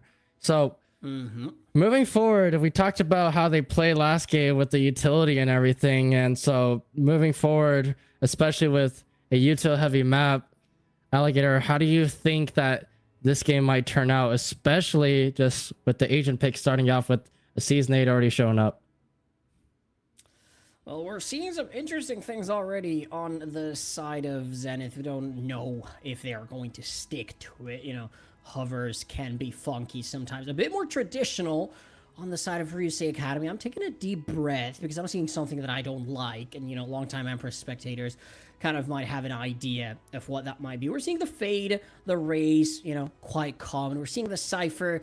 Maybe not the best for this map, but still decently good. We've moved away from the Clove. That was the thing that was scaring me. Omen, probably a much better pick. We've got a Jet, very interesting, from Ender. Unsurprising that they're going on to an aggressive hero. We know it's common on some maps to swap, you know, your duelist for a Sage or for another sort of aggressive Sentinel. We've seen, you know, at the highest level, Kiko playing Chamber, for example. Yay, famous with the Chamber as well. We've got, now that we're going on to Lotus, Rarga, XLG's duelist, play Sage on that triple Sentinel comp. Yeah. More conventional things now, other than the hovers from Zenith. We've got Neon Jet, very dive heavy composition. Omen to be expected. Vice also to be expected. Fade as well. Very common. On the other side, we've got a Phoenix, and maybe not the most popular pick on this map, but with how strong the agent is right now, I don't think I can blame anyone for playing it. Very interestingly, no Viper at all. Which, you know, probably at this level, you know, unless you have a specialist, you don't want to play a Viper because it's a very hard agent to pilot. But at the highest level of play, there's sort of two camps, two schools of thought right now. Some people being very vocal on Twitter. And, you know, the stat support that playing Viper on Lotus is a winning strategy, and teams without the Viper tend to lose this map more often than not. Like we said, probably not going to matter at this level, especially it's more notorious, I think, when you have one team playing the Viper and one team not playing it. But with both teams not going for the double controller comp and instead selling for a double duelist, again, probably won't matter as much. Now, Kenzo, we said we need something strong from Zenith, from Ryusei Academy. Sorry, yeah. Zenith starting on the theoretically favored attacker side, but for a while now, Haven has been shifting to a little bit of a more mixed map with, I don't know the exact percentages, but it feels like attack and defense are much closer to that 50-50 split than they were in the past. Double duelist comps that play very differently. On the one hand, you've got the Race with a Phoenix, one dive, one utility focused agent. On the other side, you've got both dives on the Jet and the Neon. How might that play differently, varying on both sides, attack, defense, etc., etc.? I'm gonna be honest, you know, just especially with Zenith starting on attack here, but also having, I believe it's Ender just on the DC, and they're just making circles around him, I think. Let's get a free cam on that. But you know, of course with the double dash and them starting at attack, it is really crucial for them to just get the starting entry and then actually getting an early lead. As we saw, you know, from the pick'ems by our server as well as our community members, the percentage was pretty big of a split. So I'll be honest, with the utility that they showed from last game, this might go actually pretty well for them, even if it's attack, because they got the C's, they got the Jet and Neon to actually cover rubble if they do cross, as well as for any individual fights, as those two kits are really good at doing that. We got Miggins on the Vise to be able to stall even on defense. So I'm gonna be honest, for this comp that they have here, is actually gonna be actually very easy for them to play out this, because on both sides, especially for this map specifically, it's really easy. Something interesting that I do want to point out that you kind of touched upon there is the combos, right? On the defense, we are very used to having that C's plus paint shells or Racenade, whatever you want to call it, over onto a main rubble, depending on where you want to throw that. Sometimes you see with the teams playing Neon, you see the C's and stun, not exactly the same, but it still kind of works to take map control. Still, Zenith are not going to have those raised paint shells that give you so much map control, that gives you that aggressive capability. How will that pan out? We'll have to see. Zenith, obviously, they have a game plan. Chuck on the Neon, we've seen them in the previous map. The Jet, also, maybe not the most common pick, but still, it's not completely alien of a concept. Certainly not like the Harbor and Veto that we were hovering before the actual agents were locked in. Also, the difference between the Vice and the Cypher, I think, is going to be interesting to play around, because you've got Fate and the Omen are mirrors, then you've got the Duelist differences, playing the Phoenix differently than the Dive agents. But the other big one is the Sentinel, right? Vice has those Razor Vines, those mollies, sort of, to stall a lot of the time, a lot of the executes, whereas Cypher has been somewhat buffed, somewhat nerfed in recent times. The wind-up has now a little bit more damage, I believe it is, or a little bit shorter time, so that was technically a buff, but still, some people consider Cypher to be on the weaker side of Sentinels, especially with the Vice and Killjoy prevalence, even with the Chamber, at least at the highest levels of play. I think it still does see play. It's not completely gone from the pool, but it has become a lot more situational. I don't think I've seen a top team play Cypher on this map specifically for a long time. But then again, you get into the matter of familiarity, right? Are you familiar with a hero? Are you more comfortable piloting this or that hero? So we'll have to see how that plays out. You've got the cages, for example, which serve as a lot more useful in some regards than the Vice. Vice does have the arc rows for the blind and the sheer wall for a lot of detain, a lot of flank watch, especially starting on the offense, as Zenith are. The cam, also great for information, which Vice did lose a bit when that flash was nerfed on the sound cues. I do believe we are still trying to get Ender into the lobby. So, Funk, Kenzo, I think you and I are going to go to a teensy-weensy little break while we figure out what's going on in the server. Yeah. For you spectators, don't go anywhere, because we will be right back to bring you all the action here from Zenith and Ryusei Academy. Will they win their opponent's map pick, Ryusei? We don't know. Will we see Summit? We still don't know. We'll find out after this tiny break. I'm a twat, got the chat, bit of this and bit of that. I'll run up in your yard with a Polish lads. By the time we're done, it won't be your flat, tire, jet, flyer, man marking a tart in a raid Maguire. Hardest skis in the game, Dan Dyer. Got loads of heat like a shit hair dryer. And again, I'm a big game player. Fly your sister out to Marbella. Treat her nice to a vampire, and a Chardonnay and a pack of Stella. We make it bang like shotgun. Bottles on tap, let me pop one. We make it bang like shotgun. And if you want lyrics, I got some. We make it bang like shotgun. Bottles on tap, let me pop one. We make it bang like shotgun. And if you want lyrics, I got some.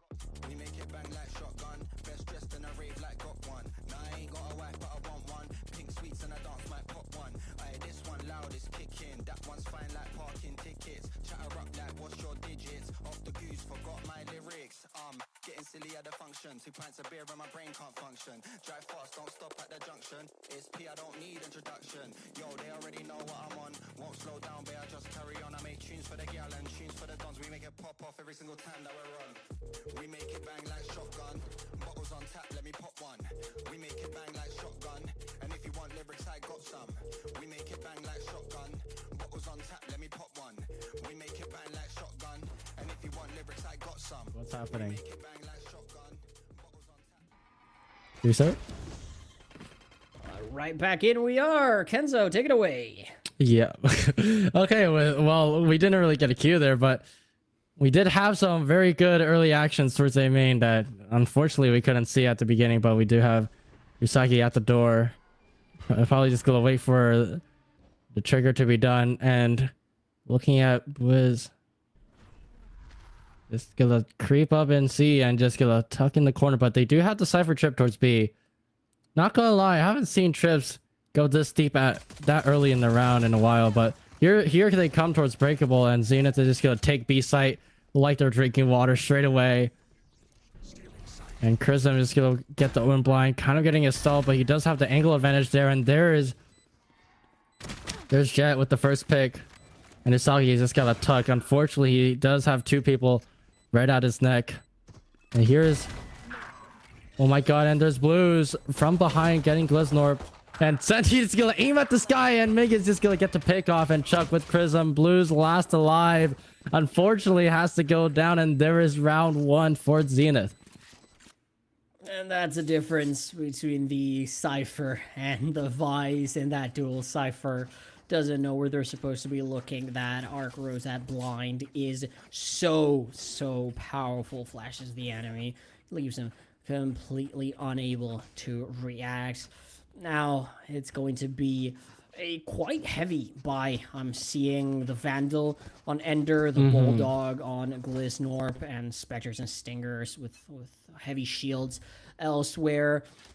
Just grouped up around the spawn. I see. I was going to say Ryusei Academy might try to go. And unfortunately, Blues is the last alive. But yeah, I was gonna say Blues. I see it. I saw a healing message at the very tail end of that. Might have thrown the Molly in combination with the paint shells, which, you know, is going to keep you alive because of the healing. Finally gonna get taken down by Ender, but that's an ultimate orb that you are giving to... I guess the Jet is one of the best agents that you could concede it to, probably only second to the Omen. Blade Storm, probably the weakest, or second weakest, like we said, after From the Shadows. Still, Ryusei Academy, if you want to execute a play like that, probably gonna wanna do it properly. But still, you know, fast round. That's how it goes. Nothing lost, importantly, for the side of Zenith. So now it's gonna be a full buy versus a good half buy on the attack from Zenith. If they can get themselves deep into a site, maybe get a killer to recover some of those weapons upgrade, maybe the Stinger, especially from Chuck. You're gonna want to find a rifle if you can in exchange for that. That could be very dangerous for Ryusei Academy. They need a stronghold here, and it seems like they have good map position so far. Yeah. And, you know, like, at the beginning of the round, we saw the Cypher trip coming up E main very deeply. Like, kind of just showing them, hey, Cypher's over here. You can go somewhere else. I'm going to be honest. Not really that tactical, but I feel like it's probably going to be the same play towards B here after getting breakable. And there it is, but the Cypher cam's up in the roof. Let's get broken off afterwards, and there's the plant. We'll have a 40-second countdown, of course. And unfortunately, Oni... Oh, but Ender with the lurk once again, but Blues just shuts it off for a second. Oh my goodness. That would have been great timing by him. And Oni, I think he got scanned by the Vice wall there, and he's just going to clear out main here for the defenders. And I feel like the Ally is just going to go through the box, but only gets one. And the Seas unfortunately doesn't get him, and he does get picked up by Megas, but Gliznorp also follows up for one more pick. And Sin kind of stuck, but the Gliznorp with the unfortunate Omen TP, but there's just not enough time for him to get the defuse down, so Chrism just gonna choose to do the save there. Yeah, both coaches here. One of the best features that we have implemented recently. Chrism goes down, actually. Oh, what? We saw the body kind of falling towards the end. Maybe not far enough away. Maybe a little bit of a misinput in terms of the movement. You could see Alex right there, one of our casters, but also coach for Ryusei Academy, sort of sighing in the camera. Not proud about that kill. You lose a Phantom. That was a very important weapon, a rifle. That was thrown away. Now you've got the full upgrades on the side of Zenith. The only surviving weapon from a couple of rounds ago is that Bulldog in the hands of Miggins. This could be a runaway round. And oh my god, Gliznorp just with the 2 on the lineup there, and I think Edu also got one in the box.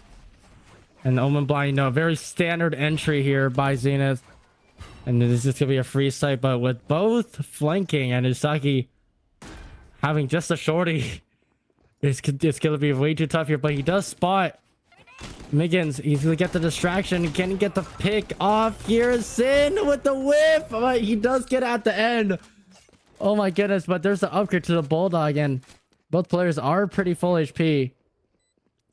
But it's pretty much just gonna be a double up on site as well as towards main. So if they do wanna win this round, they gotta somehow get all of these ones with the bomb planted in. I think it's gonna be 20 seconds remaining on that if I'm right.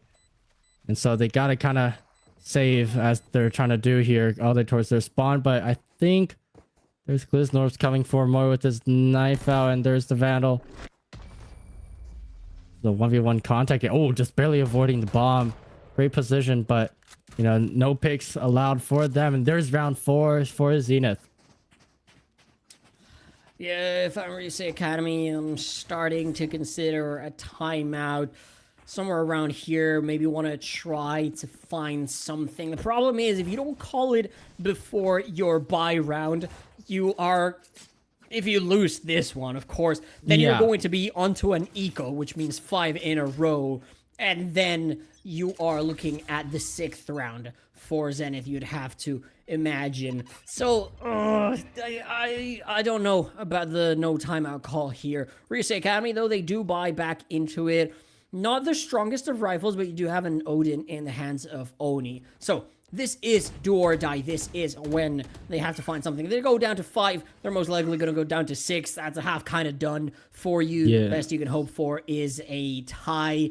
And if you're trying to steal the map pick from your opponent, not the situation that you want to find yourself in. Yeah. And, you know, with just Zenith, how they play so far is like, same as last game. They kind of just leave bomb towards their spawn and then just gather as much info, especially with the map this big and just having fade. It really isn't enough for them to really do anything. But I think with the info they kind of got, they do know that Chrism spotted them towards A site. And they have the Cypher set up towards B. I'm supposing, yeah, they're just gonna go towards C side with the Neon stun, and Blues does get stunned, but he has the Phoenix blind to go in and gets the first pick. Unfortunately gets the timing, but no! Oh my god, just gets away with the blind. He blinds himself, but I guess that's just the tactical play they have, and Oni with the Odin. I think they're gonna shut this down. Just, oh my god, Chain's barely avoiding. I thought he's gonna get that pick there, but 1 against 3. And here comes Chrism to help with the support, and Usagi right through the door.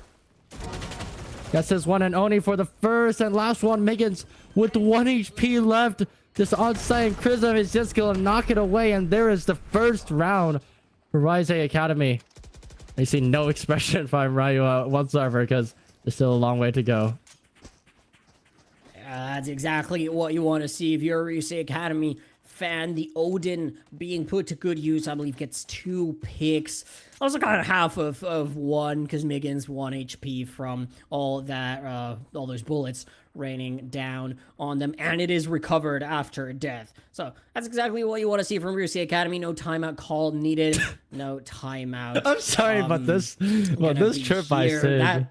That I'd imagine a kill trip for a Jet dashing on up, drafting onto site. Kind of funny to see still, especially with the Jet not going there. Once again, the spike down in spawn, which is something that we have seen Zenith do before. They like to take map control, which isn't something that I dislike. They just have to make sure to actually take that map control to be able to establish that superiority, because if you start dying closer to site without the spike in hand, yes, I guess you can pivot more easily to other sites, but it's not going to be the most comfortable of positions for the players left alive. Seems like we're gearing up for an A hit, though. Push, and the rotates are starting to come in for Ryusei Academy. We have the blind as well as the smokes just coming in at the fatal, and there's Gliznorp with the first pick here, and I feel like they aren't going to get too much value here, but the retake as well as all the utility that they need is online here. But oh no, Chrism just, he got a little greedy there, trying to get the pick through the smoke, but you know, there's always one holding that. I'm gonna be honest, I feel like Zenith is just making these little gaps and mistakes for them to try to take, but actually they're, you know, it's all part of the plan. And here comes the Phoenix ult. And yep, just gets taken away straight away. And Ender getting Oni. Unfortunately, Sin is very low, so Blue's got to make some hero play here up heaven. And unfortunately, also gets taken down through the smokes by Chuck. And there's the final pick by Miggins. And round 5 still goes to Zenith. And one left for Ryusei Academy. It's back to what we were talking about in the previous map. The post plan's so good from Zenith. I was thinking if they are able to hold this, it should be a flawless round for them. Indeed, they converted. The running back is thrown in. Still no ultimates online for Ryusei Academy. You'd love to have a showstopper. Maybe you can get a Nightfall if you manage to grab an orb. Now you've got the Odin in the hands of Chains offensively. That Nightfall came out in the previous round. Got from the Shadow, Steel Guard, and Blade Storm available here. Should their economy falter, that Jet is going to have the knives available. Yeah. Neon gonna have soon that overdrive as well with the kills onto Oni. This round should easily go over to Zenith with the gun advantage. Yeah, and there's the Jet updraft towards sight. And what the heck? Blue Nix is just gonna get right there, and he's gonna get a second and his third. Oh my goodness, what? I guess they just didn't see him up heaven. They were just unfortunate timing, but a great play, I suppose. But Glizzlorb, of course, with the gun advantage, is gonna get a second. But 2 on site, and both, you know, just they both can't players recover both the around rifle. him. Yeah, That's a problem. They only have sheriffs. but both of them are just going to encounter one at a time. And unfortunately, of course, with the gun advantage, they're just going to take it away to round 6 for Zenith. That is actually terrible from Zenith. I don't know if we have the replay on that last kill. We're gonna have actually the outplay right here. there. Ender doesn't see the first. Blues, and Blues recovers the Phantom, goes for another kill. But Zenith, they were both looking the wrong way. If you have a weapon, an automatic weapon instead of a sheriff there, you at least get one. If you're Ryusei Academy, Zenith, yes, they're winning, but that is maybe a crack in the armor that could come back to bite them. They have been fundamentally sound, don't get me wrong, but you don't want to make those mistakes. Oh, and Ender with the op. You have to win. We have Isaki just scrambling away all the way towards B at the breakable, but we do have Ender with an operator. I believe he was kind of spotted, but I don't think they know what gun he has. And so with the same setup, No shot came out. Oh no, Oni. Last time it did work out for him on the lurk, but this time there's 2 people. I don't know if he's gonna actually get his pick here. And towards Rubble, you know, Zenith is just playing this so slow and so steady. And Seaside's like, if they get the pick off Oni, it's pretty much free for them. And there's the Fade Dog, you know, for the information that they needed, but he is still not gonna move. And it's just gonna be a trade of just a trade of Fade utility, and they thought of the Fade Eye, but really nothing happened. And there's gonna be a little bit of support by Usagi with the door. So they're gonna take bomb towards A site, and still a fade out battle on C main here, but we're gonna have an A execute beginning. And here's the Vice Blind with the Neon Wall by Chuck, and there's an operator kill by Ender with all his patience of this round, and Blues is gonna shut off the first, but unfortunately get timed by the flash. With Glizzlorb, and Ender with the knife, just sharped straight out the neck.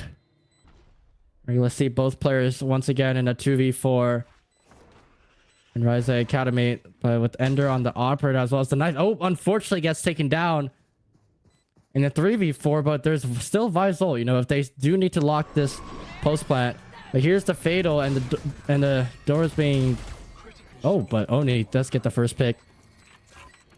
And there's the information they need. I feel like they're gonna be calling the stick. They have no time, so they do have to stick this, and the Vice Spike isn't really gonna do anything. I think Oni's just gonna get this off, and there it is, the clutch.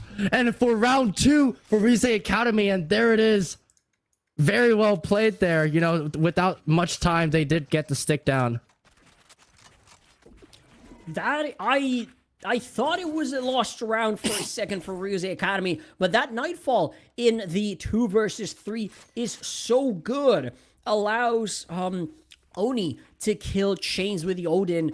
That is a tricky matchup. If you don't hit your bullets, the Odin is going to mow you down. But if you can hit them, as was the case here, you will win that battle with a rifle because of the faster firing. Now the showstopper goes wide. The weapon's not good from Ryusei Academy. That's a problem with everyone dying. Now the operator shot gonna get one, not gonna get another. And that is 2 kills found already. But are they expecting the rest of the team? Trade. They're not. Oh my god, and it's just gonna be a full scramble of a battlefield here. And of course, Change is gonna get the pick through with the Fade Dog. And they steal the off. And once again, there's another one HP. Prism unfortunately didn't get the timing, and oh, but Blues with the Sheriff he's right there. He tried to line up the shot, but no, he misses. Oh no. Although Prism, I feel like he is gonna get a gun here, but I don't know if they're gonna call it safe. I think you know, just take the off and save it.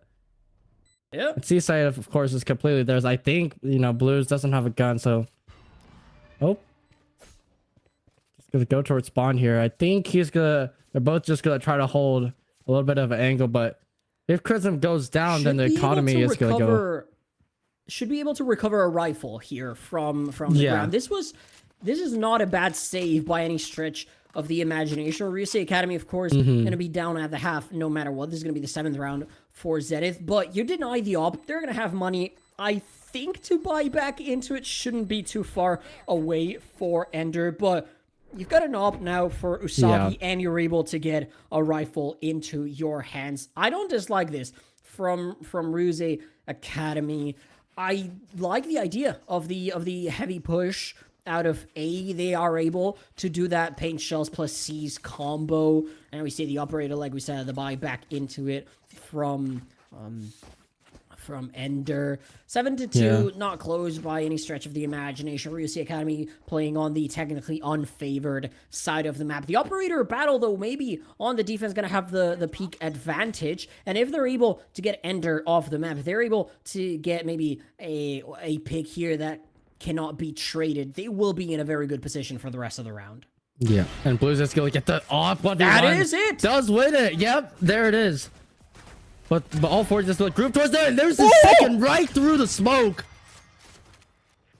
They got to skill up here towards A, but with 5 people still alive for Ryusei, what a hero play with an operator there, just knocking 1 and 2 by Blues. It's going to be very hard for them to do the post plan. If they do pull this off, though, it is going to be very crucial for them towards the second half. And so kind of debating, I guess, where to plant here, but the retake is going to be online right now. But Sin, I think he's still discovering his trips. But there's Usagi saying nothing but going on, but Mickens gets the pick of Chrism, who's alone, but all 4 of them are just going to be on site, and they're just going to pressure them for the first. And Usagi gets his first pick, but Mickens with the trade, and Oni follows up, and Glizzard Thor's made, but Sin, once again, he's just going to play it smart as well as patiently, just going to get the pick off main there. Although wasted some times with the trip on Heaven, but I guess it paid off, you know, did avoid the collision. Well, you know, that's what a numbers advantage looks like in the post plan. You just trade until you are the last one left alive still. Not comfortable by any stretch of the imagination for Ryusei Academy. That double kill from Blues at the start of the round pretty much wins them everything. We'll see if they can do it again. Now the offense from Zenith, they are going to be aware that the operator is online. There is a missing buy from Chuck. Does have that overdrive for whenever the hit comes through, but otherwise just a classic to play with. We'll be trying to find a weapon from the ground. I guess Blues just testing his luck here by just pulling some op shots. Oh, just barely misses that, but it's gonna be a push through breakable, and just gonna be 2 shooting army, 3, and it's just gonna get all of them. Beautiful hold. But Gliznor from behind, as well as Miggins, last 2. You know, 2v4 with Usagi on 5 HP and light shield, and Oni's just gonna get protected by the dog. Can he get his pick off? No, Gliznor is gonna shut it down, and they're gonna have a little bit of a rotate here towards Seaside. I think they're gonna try to loot them towards the spawn as soon as possible with the remaining time they have. But the collision towards breakable there just was a little bit way too unfortunate. But they do have the Omen ultimate, actually, and it's not stacked. And I feel like they do realize this now. Ryusei Academy, they are just gonna be shifting towards Seaside. I wouldn't say that Usagi should go for a play here, but I feel like he is gonna try to do something with Blues Steel here Garden on the available. operator. Yep. They do still have the Phoenix though, so if they do trade guns somehow, It could work out, Usagi but is 1 oh, HP then there's as well. Yeah, but there's the Phoenix ult. He's gonna find the information of Miggins, getting him low, and Usagi unfortunately has to go down, of course, with 1 HP left. And Miggins especially is on 1 HP. Glizznorm again for his third. Chrism had to be knocked back. Come on. Last one remaining for Ryusei Academy, 7-3. If he clutches this, this might go to 8-4 straight away. He was thinking about the TP, but, you know, unfortunately there isn't enough time, so he's just gonna fall back there. And I feel like, you know, there it is for round 8 and probably round 9. Unfortunately, Ryusei Academy did go for force that round, except for Sin. I don't know if there is... I don't think there's an operator gonna be recovered. Could be bought back in. I don't see the money. I mean, Miggins has the money to buy for Ender should they wish to have that operator online. I don't think it's gonna happen. Glizznorp has plenty of money as well. Maybe could drop it on the ground and have it together with a rifle. But like you said, not a good buy by any stretch of the imagination from Ryusei Academy. You are going to have an Odin in the hands of Synod and 3 people watching here on 8. And there's a Marshall buy as well from Buzz. I guess he's kind of, you know, on the addiction of the operator. The Oniskila break the breakable. And unfortunately, of course, he has to get a little bit damaged, but he's going to go for a bunch of damage towards Glizznorp, leaving him down to 29 HP, but has to go down through the bomb for the box flurry. And we're going to have a smoke going towards staircase, and all of them are just going to shift over. The push is a little bit slow, but Usagi does have the Bucky. Unfortunately, has to go down. Didn't get a shot down. And there's A-site completely free for them. All 3 remaining just got to kind of group, but we do have Ender once again, just being the master lurker he is, looking still at stairs. He's going to catch Chrism, but I don't think Blues here is going to find where Chuck is, and Chuck is going to encounter 2. He's going to get his first, and Sin has the cause, but he's going to try to go for the ultimate, and Sin for his third knocks it down 9-3. What a lead for Zenith on the first half. Switching sides. Just nice and clean, 9-3. With the way Zenith have been playing, I don't think there's going to be any curse happening, any curse going on. You'd have to imagine their defense is going to be strong. Gonna be interesting to see how the strategy plays over on A main with a different duelist. We're gonna see the classic Vice on C hold. Ryusei Academy once again having to row back from behind everyone, having a bit of a slow map. Nothing too exaggerated as we had in the first map with Ender, ending I think the first half on close to 20 kills already here. A bit more tempered. Chains having a bit of a slow game. Doesn't really matter as long as the team is winning, as long as the team is getting the job done. We talked about it. 5 classics on the side of Ryusei Academy, opting for shields instead. Interesting. And they're just going to be taking the study right into Miggins, and Miggins going to get his first on Chrism, but, you know, Usagi with the race satchel does get his back right there. And so in the 4v4 post play, Oni says, I guess he's going to tank through all of the Vice spikes. And from last game, we did see that the post plant didn't go so well for them. So how would it go this time again? Oni is it going to go down? Like, no one's watching. CT and Usagi, though, with the right click. And with the timing, but I guess the Phoenix blind just saves him right there, barely, with the bomb just right out open for long. I think it's going to be pretty difficult for them to get the plant down still. But there it is, actually. 2 towards Waterfall, and Usagi... Can he find his timing here? I think he might, but his body is going through the smoke, I think, but he doesn't know about that. And Glizznorp is just going to get another pick in a 2v4, 2v3, and Sin is just going to get sworn with bullets. And he's going to be the last to just die right there. And there is round 10 for Zenith. And I'm going a little bit dizzy with Glizznorp, but I guess his alien arc is just going to tank all that dizziness, I guess. Oh my god. You'll have to excuse my language here, but why in the cinnamon toast fuck are we planting without a CT smoke? Exactly. If you're Ryusei Academy, you are getting a lecture from your coach, because that should never be happening. I guess you can plant corner, you can plant stairs, whatever you want to call it. If you don't have the CT smoke, that's fine. But why are we planting for mound when we don't have that cover and we know that the enemy team has hurt us, has rotated? It is beautiful pathing from Usagi on the satchels to get the kill onto Miggins, but the rest of the round is just malpractice on display from Ryusei Academy. They deserve to lose over and over and over again that round. The nade as well as the same play pretty much again, and Miggins just last alive. Usagi ending it off. He did go for a hero buy here with the full shield as well as Bucky. He's gonna keep the Bucky and go towards Halls, but he's gonna go straight into Chains, backing off unfortunately because he doesn't have the long range advantage. But with the Spectre in their hand, this is entirely winnable for them, as they do still have utility left in their hands. And there's the Omen blind, but Blues is going to be right in the corner, and Chucks is going to get Usagi as well as Ender getting off Blues, and it's going to be pushed back all the way onto Sai, and unfortunately Oni does get the whiff, and unfortunately this is going to be Chrism last with the classic, and he's just going to go down for Chucks number 4 kill. And there's round 11 for Zenith, and one more is going to be match point. Unfortunately though, Usagi does not have the creds to full buy. Yeah, you tried with the Bucky. I'd imagine still gonna be a relatively strong buy here. I'm looking at the shields. There's a timeout. That Zenith buy. We're gonna see a timeout, understandably, from Ryusei Academy. I'm kind of surprised they didn't call one in the first half. I guess looking at the timeline, it kind of makes sense, right? Last time we talked about this, it was 4 rounds. We said, well, you should probably call a timeout before the 5th, but then they win it. Then they lose 2 in a row. Then they win the 3rd. And at that point, like, you're just trading back and forth, and it becomes kind of hard to call a timeout when you're winning 1, losing 1.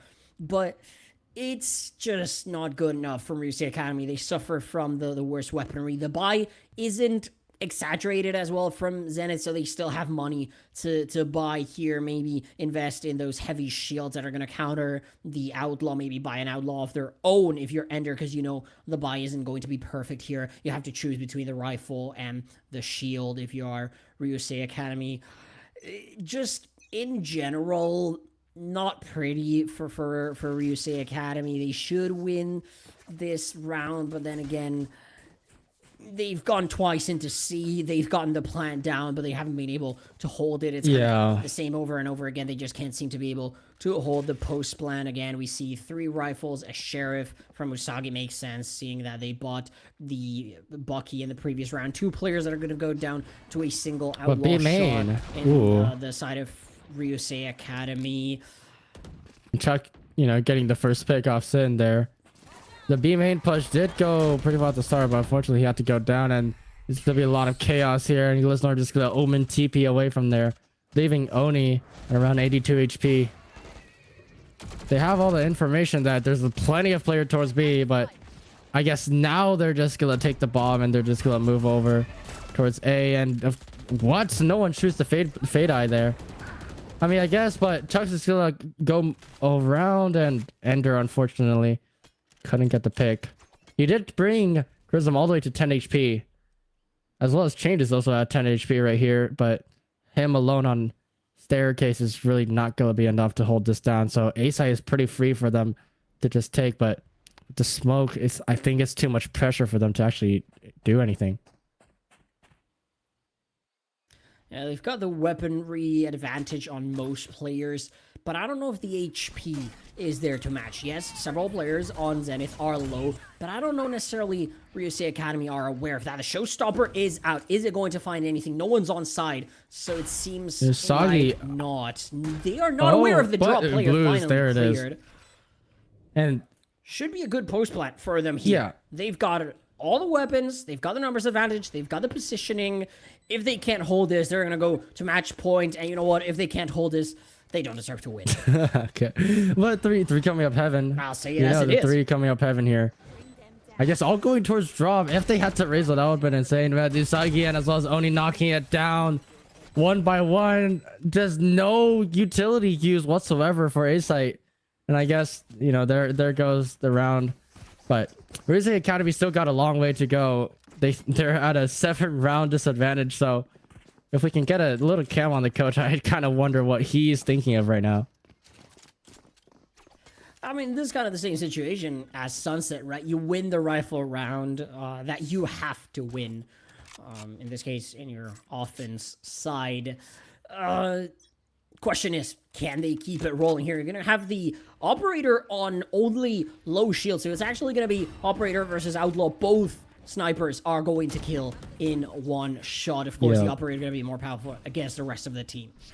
And but Ryusei with the outlaw, we do see that most players, 3 of them actually for Zenith, does have full shield. So if he gets the shot off, sure, but most of the time he's just gonna bring them to a little bit low. But tanking the satchels and going through the stun right there, like, really didn't gain any value towards A site. But with all 4 players, it's gonna really hard for them to go in. And Glizzlor from main is just gonna knock 2, and Chuck finishes off for his 2 as well. And Glizzlor just gonna get off Chrism towards main, and there's the flawless 12-4, and with basically just enough for barely a full buy. I don't know if Ryusei Academy is really gonna do anything here, and I feel like this might actually be over. Yeah, that's again a fundamental misunderstanding of angles and clearance, and just like we saw in the first round of the half where Ryusei Academy were trying to plant without the smoke for CT. In this case, they are unaware that Glizznorp is watching that cross for the tree entry. The C's as well, absolutely fantastic from Chains. Like you said, completely denies the satchels, completely obliterates that push. Ryusei Academy here, they scrounge up whatever they can find. He has 3 rifles, a Spectre, a Bucky.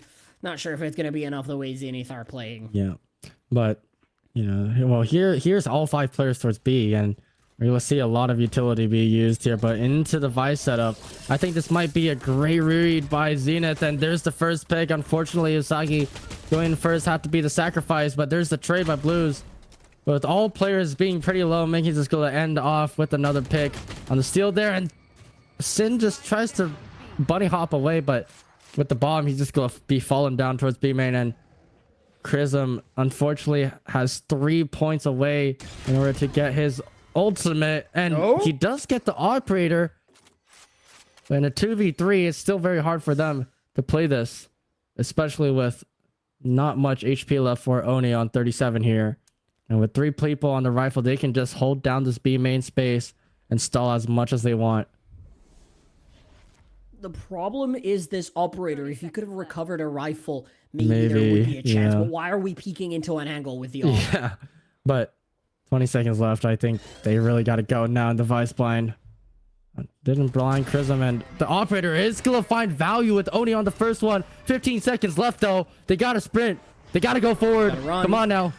With the fatal going in, and oh man, Chains is going to get the pick end with the crossfire. I don't think Chrism is going to get the util and stuff down, and there it is. 13-4. There is the first win of the series, and there it is, 2-0 for Zenith. Oh my goodness, at the end, I guess it just didn't go well.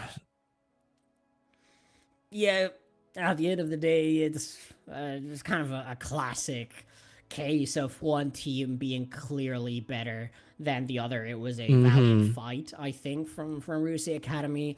But Zenith, they were a step above. The league knew those pick'ems. They were lopsided for a reason. I believe that's 13-5, 13-4. The total scoreline for the series.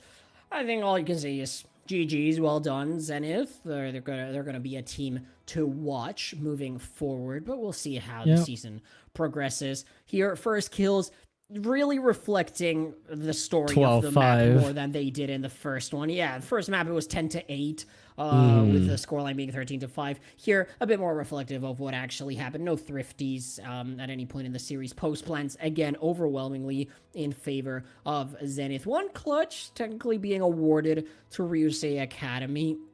So we'll actually might be able to think back to who got that clutch. I believe it was I think it was Zenith on the one where the one where they were just getting the trades back and forth on that post-plan the rifle round in the second half for Ryusei Academy. If we take a look at player stats, we're probably going to see something very similar to what happened in the first map. Several players on the side of Zenith on double-digit kills.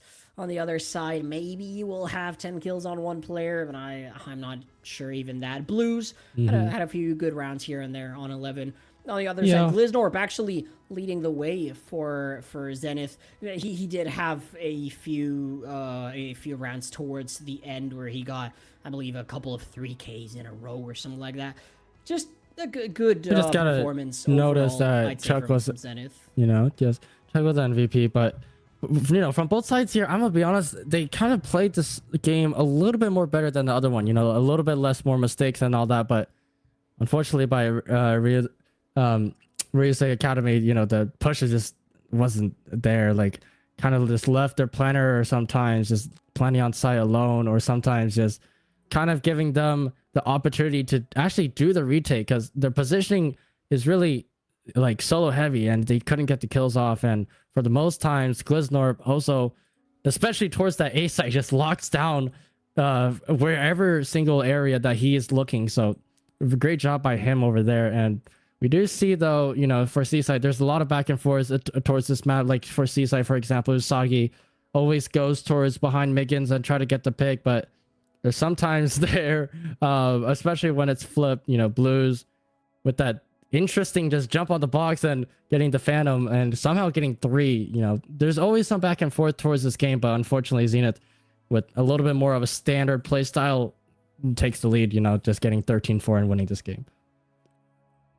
Indeed, like you touched upon briefly right there, Chuck 2, I'm not sure where Chuck 1 is, but Chuck is going to be our MVP for the series. Not quite sure if we're going to bring them in for an interview, but I think it's well deserved. That Neon on both maps was quite serviceable. Maybe I would have Oh.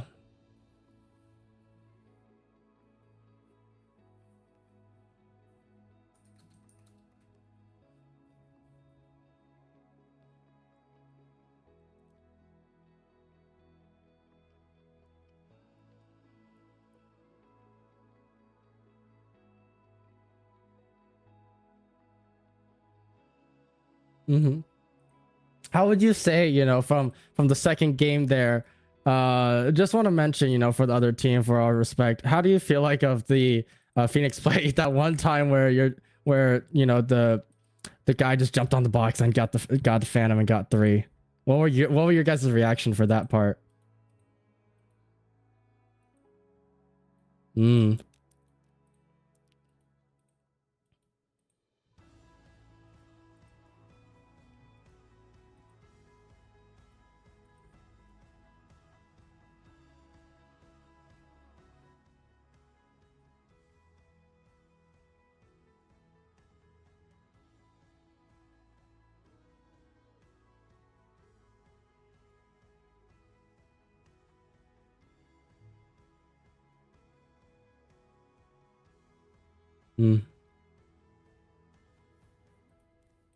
That sounds great.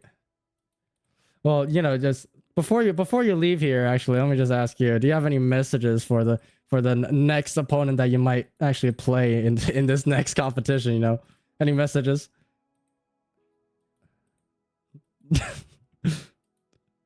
Oh.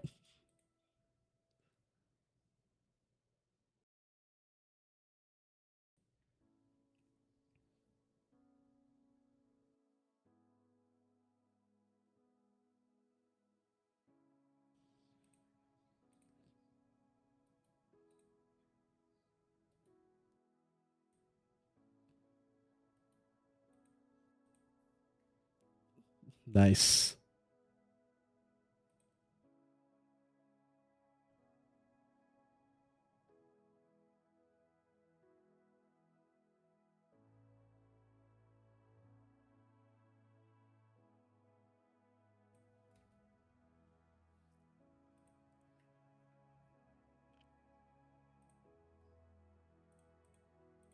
Kenzo, we heard right there. Chuck, very, very confident words. I do have to say, with how they play today, there is quite a bit of weight behind them. I don't think it's unreasonable to say those kinds of things. Oh, sorry, my grandma just came in. Well, Hello to my That's grandma, totally I fine. guess. My grandma just came in here, just opened the door. Hey, grandma knows ball. Grandma knows Yeah, that there I guess was so. a very, You very know, good series just played she on coming and asking stream. me. She asking me if I want to eat some chocolate. I guess let's just celebrate that victory with them. Hey, I have to say, Kenzo, after a high octane series like that, it is important to keep yourself hydrated, to keep yourself well fed. Same goes for you, for the viewers. Make sure drink some water, get some food, because the action doesn't stop here. We have yet another fantastic game of Valorant coming right up. Kenzo, anything that you want to say before we send it to a break? Any wrap-up thoughts from that first series? Maybe any highlight moments or something to look forward to in these upcoming weeks for season 2 for either side, I guess, Ryusei or Zenith?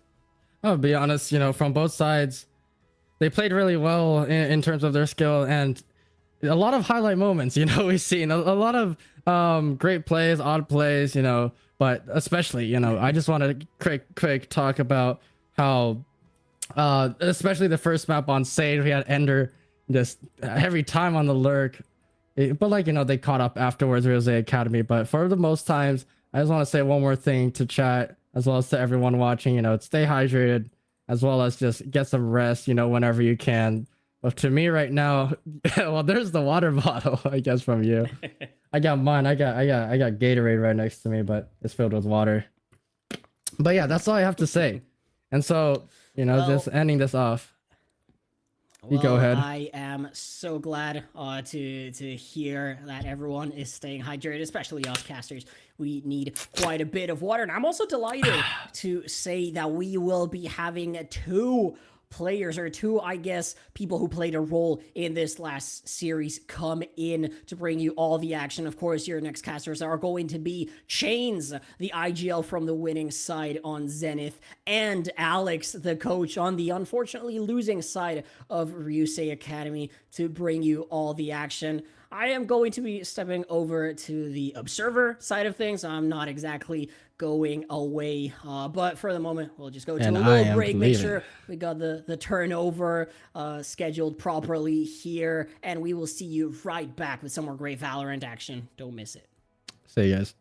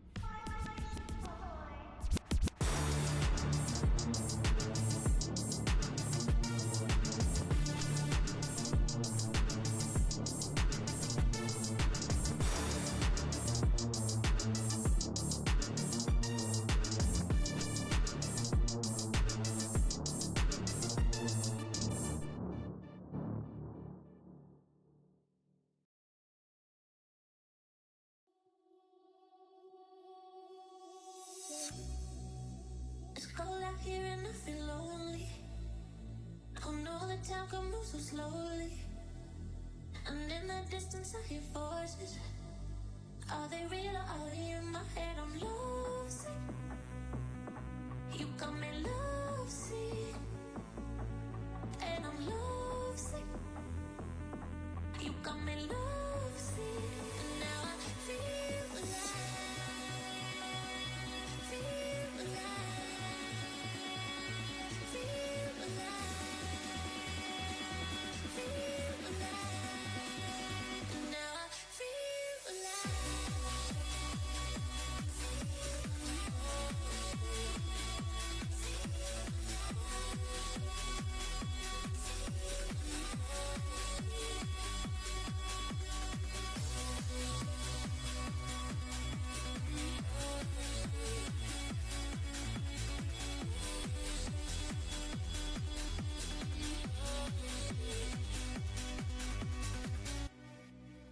So many times they try to change me, and every time it drives me crazy. And all the good times we had saved me. Are they real or are they in my head? I'm lovesick. You got me lovesick. And I'm lovesick. You got me lovesick. And now I feel alive.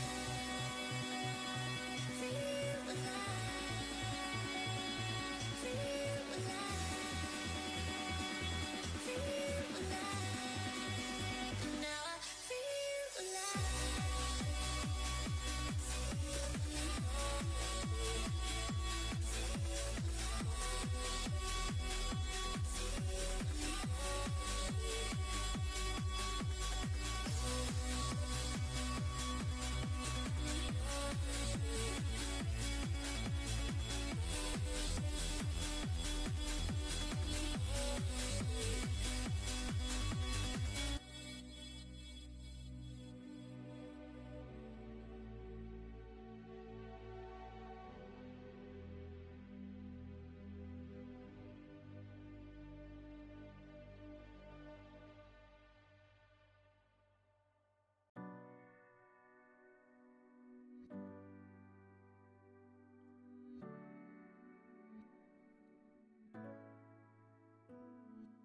Sabes que ese día que te conocí, le doy gracias a mis ángeles por traerte a mí.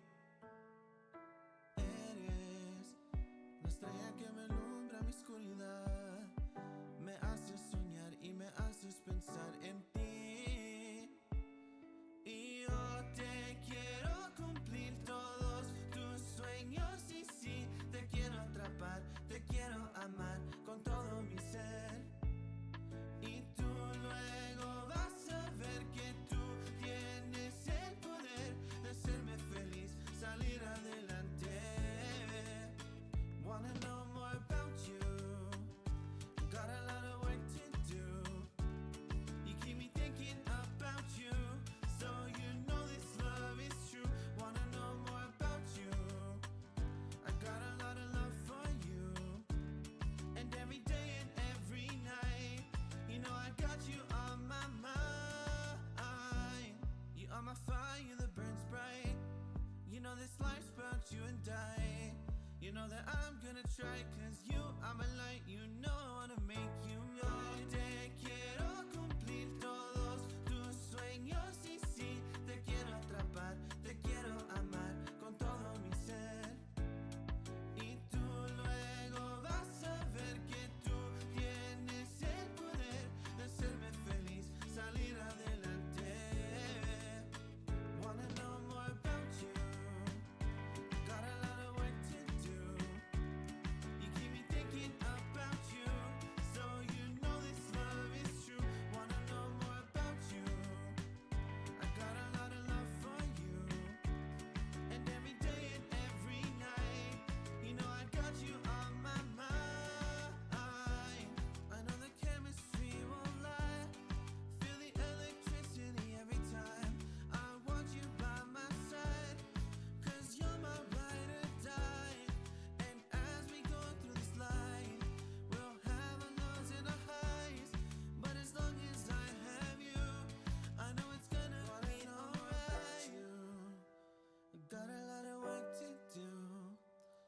keep me thinking about you.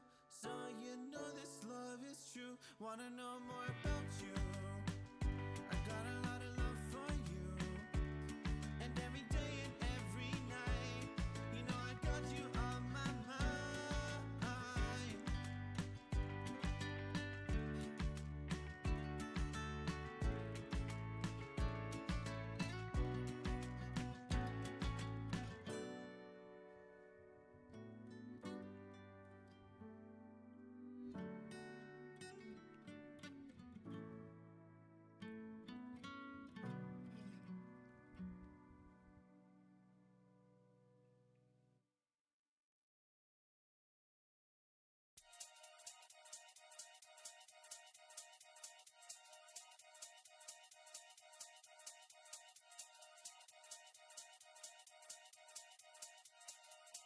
Yo, listen, oi. Run that again, I'm shelling them. Flow galactic, cool man Bellingham. Man, I got love in Krakow and Birmingham. The gal love me, but I keep hurting them. I'm a twat, got the chat. Bit of this and bit of that. I'll run up in your yard with a Polish lads. By the time we're done, it won't be your flat, like flat. Tire, jet, flyer. Man marking a tart in a raid Maguire. Hardest skis in the game, Dan Dyer. I got loads of heat like a shit hair dryer. And again, I'm a big game player. Fly your sister out to Marbella. Treat her nice to a vampire and a Chardonnay and a pack of Stella. We make it bang like shotgun. Bottles on tap, let me pop one. We make it bang like shotgun. And if you want lyrics, I got some. We make it bang like shotgun. Bottles on tap, let me pop one. We make it bang like shotgun. And if you want lyrics, I got some. We make it bang like shotgun. Best dressed in a rave like got one. Nah, I ain't got a wife, but I want one. Pink sweets and a dance might pop one. Aye, this one loud is kicking. That one's fine like parking tickets. Chatter up like what's your digits? Off the goose, forgot my lyrics. They said this wouldn't last. And they were wrong. Every late night, every lost match, every moment you doubted yourself. It was all building to this. Welcome to the new reign.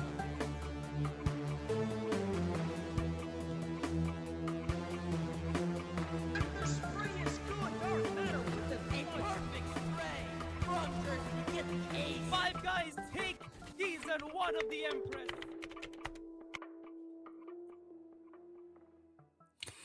We are back here jumping on in. Alex, I believe we have an agent select jumping straight into things, but last map was fun, but now we're on to the next one. We have Nameless versus Team Soul on Breeze.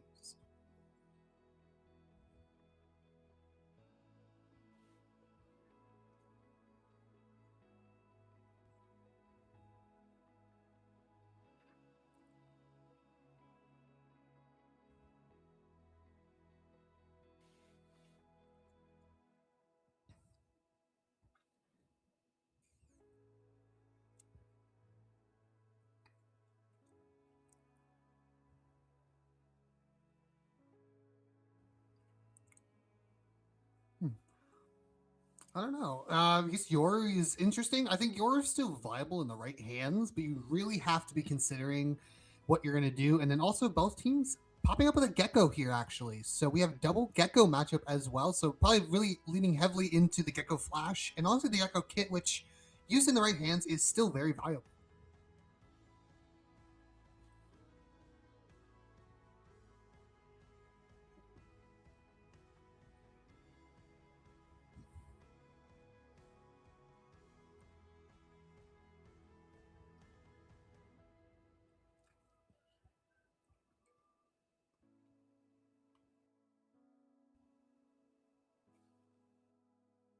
Yeah, no, it will be. I think it is that double dive versus single kind of press. So as we jump on into the game here, the pistol round is underway with Team Nameless leaning towards B and hitting fast. Yep, straight pushing forward onto the side now. Plan going down quickly as Team Soul now has to try to attempt a retake. Ito now just holding this angle with a bandit. And the rest of Team Team Nameless will just play back into main. Lene Hudson on that little late flank adventure, but is punished immediately, so the flank will not come through. Indeed, and Edo there with a beautiful trade up. Kilowatt now spotting one. Periwinkle taken down check. That's your waylay gone. 2v3 though. Time is ticking up. Time is up the essence here. Vix getting one. Zote's there for a beautiful trade in, and Emmys will be the one to clean up. Pistol round will go the way of Nameless. Say pretty standard B hit, double dive on the site, and then of course having both chambers kind of in that lurking role there, trying to see if they can get any value. And unfortunately, Team Soul's Lane Hudson was not able to get the value, but Tay ended up getting plenty of value on his own there. Of course, setting up for the next round. Looks like they are leaning towards A, so it might be an A pop this time around. We'll see what they have in store for us there. Definitely excited to see what they do have in store. Looking at the default play, it's gonna be a 3-0, sort of a 3-0-2, if you will. I mean, they are still watching mid, but I would consider it 3-0-2. And the fast rotates off on A, just with the recon not getting any information. I think that's a bit of a mistake if they're off rotating fast when information from the recon wasn't bought. Viox now sending a drone trying to spot out any players. Does spot out Kilowatt. Periwinkle on the mid takes on check. Kilowatt now taking a lot of damage from the shock dart. Second shock dart will miss. Finds the clone, but nothing else found. Viox finally finds Kilowatt and Hudson in the mid, finding two crazy shots from that headhunter. Oh my goodness me! It's all left up to Emmys. Emmys gets two with the ghost. Tries to go for the third, but the spike is being defused fast, and Viox will clean him up. A beautiful anti-ego coming from Soul. Nameless were able to sell it a little bit with them on the fast rotate. It's kind of on pistol round there, but it ended up working really well for them that they ended up hanging on. And then, of course, Lene Hudson with a huge 2K there in the middle to cut off those kind of late rotations that would have reinforced the site. So really well done there to keep his team in the round. And we go back to an eco now as Nameless look they're kind of going to buy in even though they lost that last round. Yep.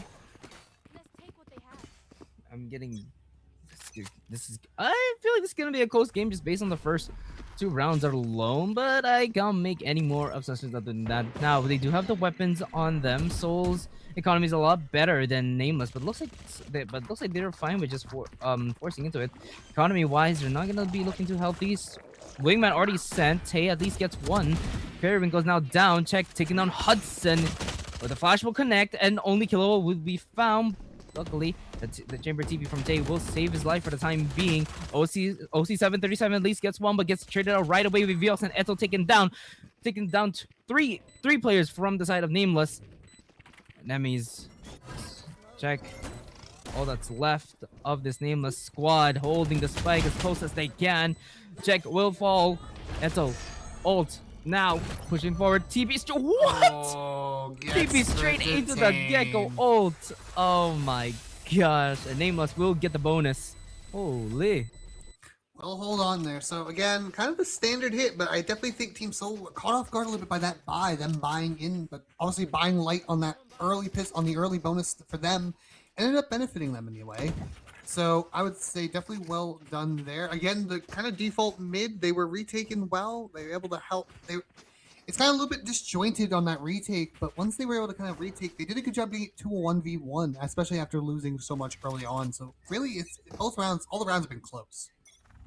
Yeah, and I feel like these two teams are equally matched, especially in compositions. I mean, philosophy-wise, they're also pretty much matched up, and Edo already down on the floor just shows how equal they are in terms of philosophy. I mean, I think you would want to just try to play a bit of a dive duelist with the Yoru, but as well that aggressive push coming from Edo was not really a good idea. That now leaves Sova Viox down alone on site, and now he got picked off by Kilowatt. Ooh. Check lurking in mid will find one, leaning Lane Hudson all on his own. Will shoot, will not get another.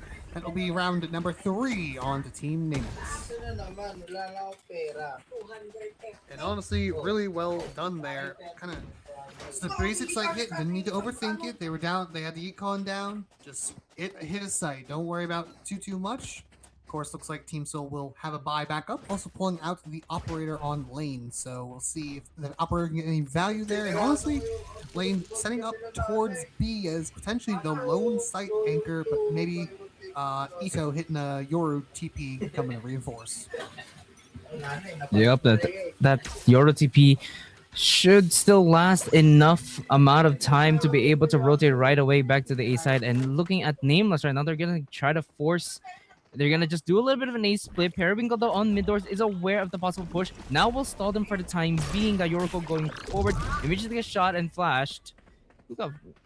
Tay got absolutely flashed by the clone, and it looks like the round's gonna slow down a bit, but it looks like they're gonna force back into this Nameless using the convergent paths, pushing the issue. Edo though from bridge takes down one, but Nameless responds in kind with 2. Periwinkle at least gets 1 more as well. So bringing it back to a 3v3 scenario, equalizing kills all over the place.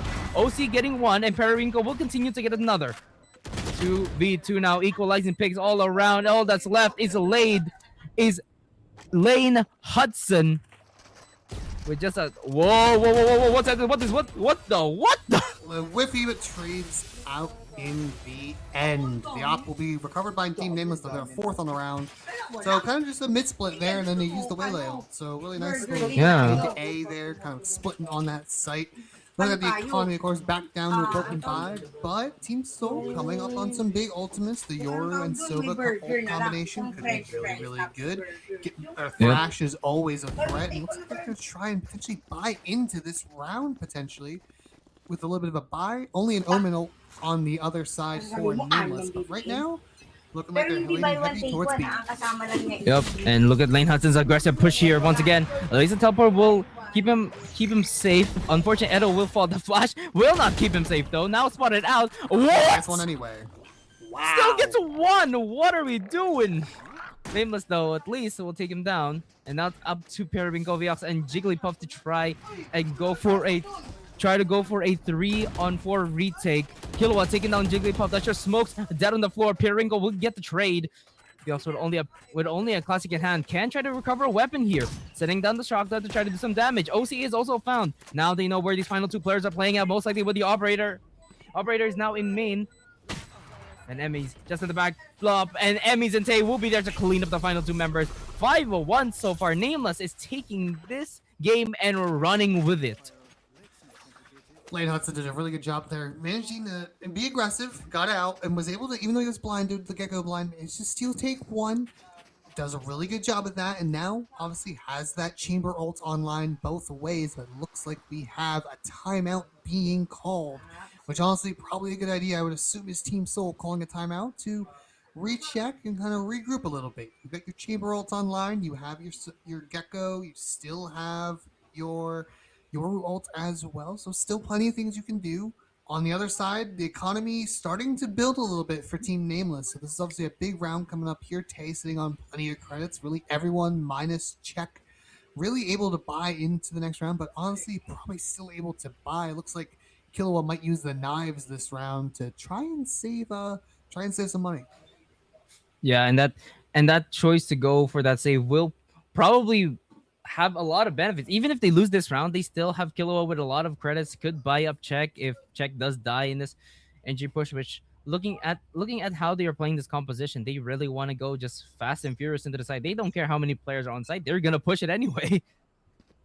That's why you play Double Duelist, isn't it? Most of the time, it's just you pop sites, you go quick, you just want to hit as fast as you can, try and overwhelm however many defenders are there. And so far, it looks like it's another B hit, and so far, honestly, they've really succeeded at that. You want to play? Let's play. Very much a true tour de force already coming out from Hudson, and we'll just decide to hold this elbow angle, but they are not peeking into it. They know where that is. OC with a beautiful teleport in spawn, but unfortunately, Edo figures it out, but the knives will make him fall, and Killua now has a Spectre in hand, thanks to the dead body. Nice, trying to connect out the Jigglypuff, taking down low, and Check is there to finish him off. 3v3 Tay with only a headhunter in hand. Lane Hudson will find him, and the operator now in the hands of Hudson. And Nameless should be aware of where the operator now is situated. We have Viox and Periwinkle all in 3 different avenues. They are pinching these Nameless players to make them peek and force them. Whoa! He just shot his own teammate! But it doesn't matter, they get the round in the end. A little bit of a funny moment there from Viox. Really nice retake there. Not panicking too much. Obviously able to find the Omen ult early back in tunnel, but then able to kind of reset a little bit. And they're able to still trade out for the 4. Killua getting one with the knives. And then obviously Lane Hudson coming down that lane again, or coming up with another big frag with the Tour de Force. Managing to find Tay. So able to equal out, and now the op back in hand. Tay, of course, looks like he is about to be on his Tour de Force as well, trying to keep op for op. Economy still looks solid. Gecko ult online for both teams. The Yoru ult is available for Ito as well, and it looks like they're looking for another potential mid split. Looks to be, and now it's Tay pulling out their own Tour de Force. The Gecko Flash finding 2 players in mid. Now Hudson is aware where this mid push could be, and smokes will go. Will Hudson push this? Wait, it's Killua that's pushing into the smoke. Headhunter out now. Killua, can you turn around fast enough? Hudson finds him and finds a headshot as well. Man advantage already in the side of Soul. A beautiful first pick from Hudson. Now bringing out the operator back. The Tour de Force not finding it a value, but Hudson is there with a perfect operator shot. Jigglypuff as well finding OC in mid doors.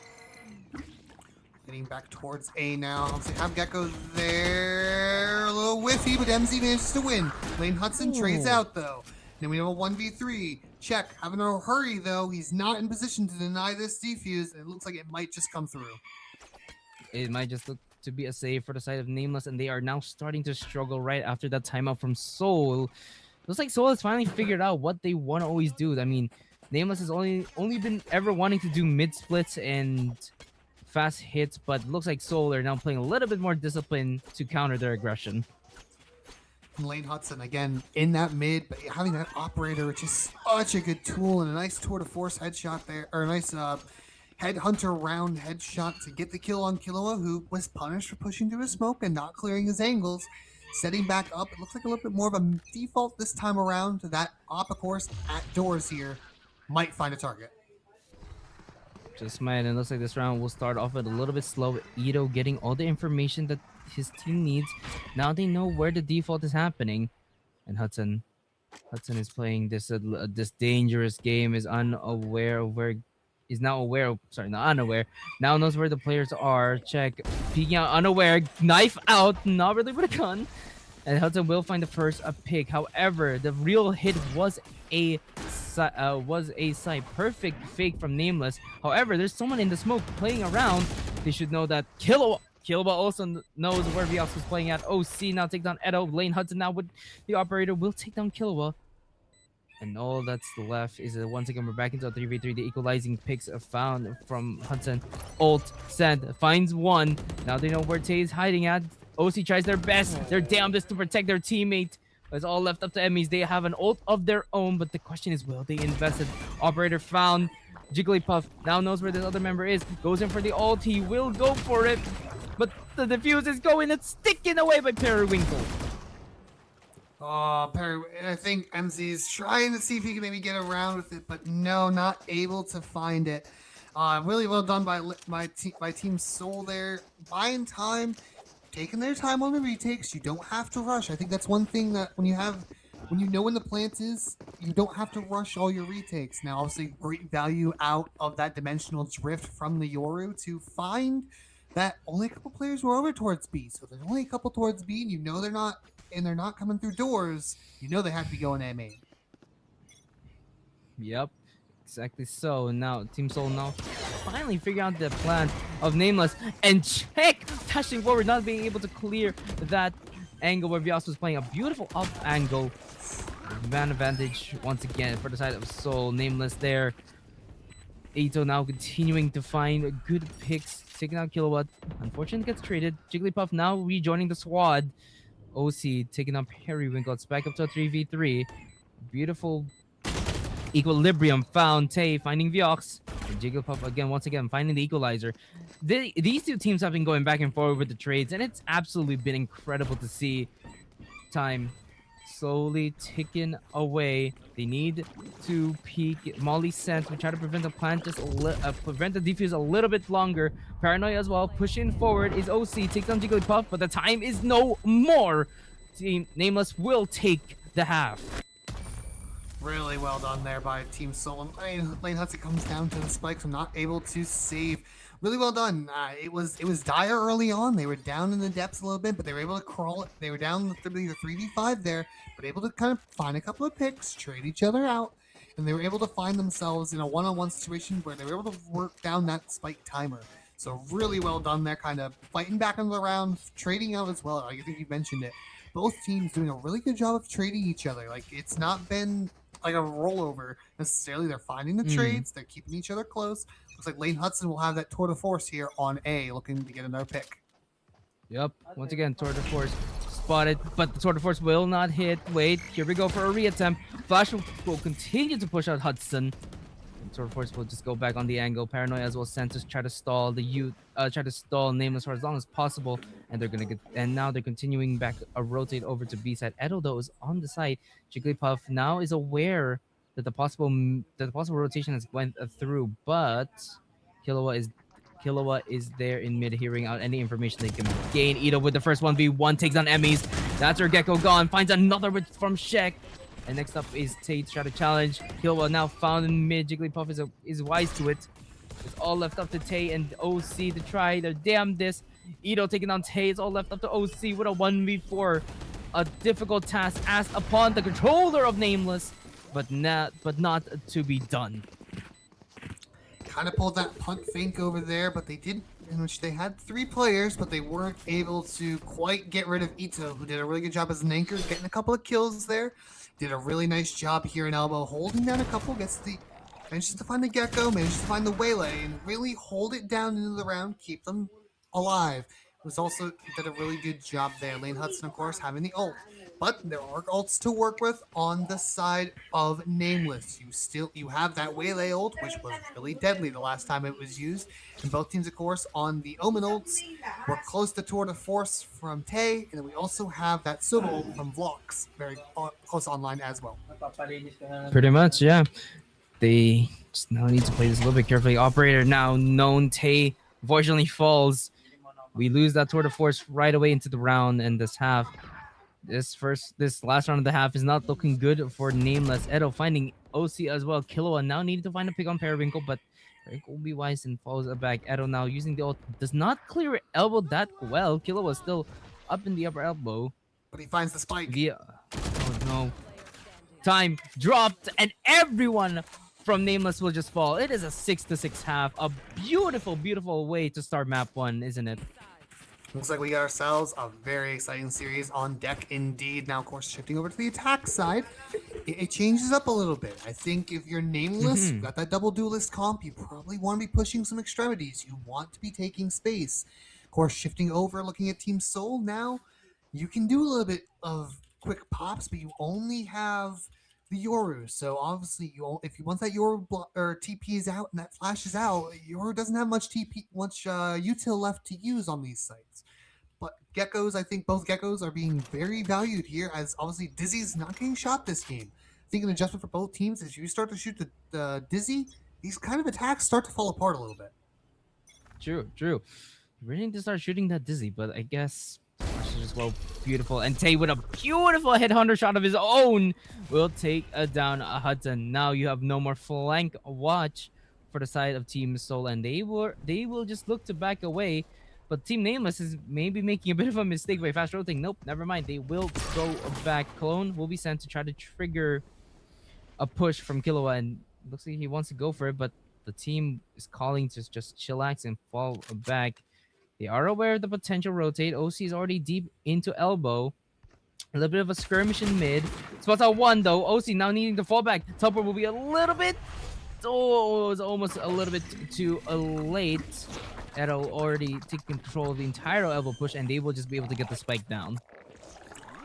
4-on-5 retake, course getting set up, or 5-on-4 retake getting set up. Of course, Viox in a really dangerous position, surrounded by opponents. Ito fends 1. Fighting 2, fighting 3. Check, finding the other 2 members. It's all left up to Periwinkle with no util in hand and stuck on an island. Check will get the final kill, and the scoreline will be 7-6. I got a little overzealous, I think. I think the idea is good. I think you do need to probably down numbers. You do need to play some aggressive angles, but unfortunately, not aware of how close Team Nameless really were. They were there real close, and they were waiting for that. They were ready to re-hit and flood in, and unfortunately, kind of caught Solus off guard just a little bit. Of course, Tay got a big kill in the opener against the duel against his counterpart Lane, so that was obviously really big as well. Good, but they sold the fake. We're able to rotate. Rotate's got to chill a little bit, but both teams definitely feel like they can be rotated upon. Yep, and looks like Kilo wants to go for this aggressive push. The drone will push him off the angle, but if not before, Lane Hudson's head is taken clean off by that Spectre of his. Recon Ball will detect where Kilo is located. Now we'll just continue to go back inside to play with his teammates. From Bridge is spotted. Check with a beautiful Bulldog shot from Jigglypuff and Edo. And I think that's the round done for Team Soul, unless Viox and Periwinkle can be aware of this potential flank. Very stuck at the moment in main, both players, and they are quickly catching on. Vox falls asleep a little bit, but Octane will find the kill as they are able to do a flawless round with honestly very little damage done. So a very good bonus if you're on the side of Team Nameless. Very, very good bonus indeed. But I mean, I think we're starting to see Team Soul's discipline kind of start to wane. They're not really trading each other as effectively as Nameless is trading each other. So I feel like I think it's the harshness of the game is starting to already get to them, and we're only on the third round of the second half. If this continues, I think Team Soul might be losing this one. Definitely got to lock in here. So setting up a little bit of maybe an A fake. See what they can find. Setting it up, trying to get them to bait. They bait out some util. They do get a couple of things. Sova drone out in response. They're now figuring out where the positions of each members of Nameless are on this side, and Tay taking a very deep, aggressive position, shoots the cologne, and President is now made. At least good pick onto Viox. That's how you want to start the round, taking down the main one of the main jewelers of Nameless, but still stuck in mid. Oh, it's a little bit whiffy coming out from Tay, but at least finally finds one. But the Vandals will do more work than a ghost. Viox now spotting out the other player in mid. Emmys with only a Bulldog in hand, knows what he's up against, but Viox will take him down as well. The retake now going forward. OC finding one with the Guardian, taking down Viox very low. And Check and OC now need to play together in this 2v3. Not one of them can be isolated with a fight. Looks like dashing forward is Check, but not aware of where Lane Hudson was playing at it with a crossfire. Finds yet another is OC with Viox. It's up to him to try to defuse this spike as the time is slowly taken away. Goes for the smoke, spots a Hudson, but the smoke couldn't go up fast enough. 8-7. Soul will get the third round of this second half. Oh, it started well. It started really good there, I think, for Team Soul. Kind of beating out some U2. They got the Waylay stun out of the way. They were able to get the Gecko Molt. They were able to get the Mosh out of the way as well, the Mosh Pit. But then it kind of fell apart on the rotates. Viox not paying attention too well as he's running through. They got to clear that bottom mid spot. A lot of people have gotten some value kind of hanging out bottom mid. And then Lane Hudson, obviously, Tay making up for it. You're able to find his counterpart, Lane Hudson, on that trade. Looks like they're setting up for a pop. Pretty big A pop here with Chamber just in mid, and here comes the duel of the Chambers again. Once again, another duel of James between Hudson and Tay. Looks like they're gonna be a little bit more disciplined this time. Unfortunately, we're not gonna get that fight. But the Flash though does almost spot out Tay, but I think he managed to tuck right away. Killua finding Periwinkle. That's her initiator down. Hudson though coming in from mid does find the both of them. Finding a third is good for it, and now possibly for an on ace. Hudson pushing forward, will find another, but cannot secure the shots. So it's gonna be a 2v2 going into this. Or on the back of Orange, Flash ascent, spots out where Viox is, tries to go for the spam kill right behind the box. Gonna go dashing forward, but the frac is running out of time. Check will get Viox, and it's up to Jigglypuff versus Emmys to try to secure this round. TP's up to the other pyramid, but time is slowly taken away. Does Emmys know? Yes, he's wise with classic in hand. Pushing forward! And Jigglypuff just made too much noise and was already heard. Nameless will get the 9th. Oh, that's the beauty of Wingman, isn't it? You get him on that spike, and suddenly the clock that was in your opponent's favor suddenly becomes yours. You are the one in control now. Now, Lane Hudson obviously was able to find 3 on that lurk there through mid, but probably got a little overzealous. Honestly, it might have cost his team the round. I think if he backs up there, he probably is able to trade out with his teammates. They're probably able to win that round, but got a little greedy there. So going into the timeout, I imagine this might be Team Soul trying to reel it back in a little bit. I think Coach probably saying, "Hey, you're a little overzealous there. We can chill when we get our advantage numbers." I think that's also part of why things are kind of trading out a little bit between these two teams. They are shooting each other back. They're getting too aggressive. If one team gets too aggressive on a post plant, suddenly the numbers flip. And I think that's really a big part of what's kind of being talked about for this round in particular. But also, Lane Hudson's got to do a better job in mid there, or mid from every other round. I think getting value out of that mid lurk, but being able to also find the Jet, who is, I think they're no longer shooting the Dizzy, but they're starting to wait it out, and then they swing off it. Indeed, and looking at the defaults now for both sides, it looks like Nameless wants to play a little bit. It looks like they want to play again for mid, and I think now with what the coach said for the side of Team Soul, Tour de Force now out and about, looking at double doors, and the round will just slow down for the time being. Picking and prodding, trying to see what they can find. So far, Sovadar out. They're going to have a open smoke in response. Of course, Ito has plenty of space up in there. They have plenty of space in mid almost exclusively under control of Team Soul. Big duel here. Doors, Lane Hudson goes for one. Oh, a beautiful 3 kills from the side of Team Soul. Nameless is struggling right now to find any sort of value with their weapons in this round. It's up to OC and enemies to try to make that value, but it is a 2v5. Man advantage clear in the way of Nameless. The drone will spot out OC. There's nothing he can do. Being spammed to the box, and he's now dead.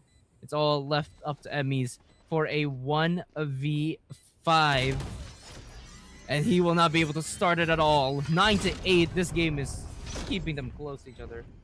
Going back, they went to a default this round. Team Soul kind of Soulless, taking some space, seeing what they can find, and in the flick of a switch, 3 kills going, 3 individual duels, all going their way. Basically, made that round a done and done, or wrapped up and done. Team Nameless though down to a eco buy. They do not have the economy sustained.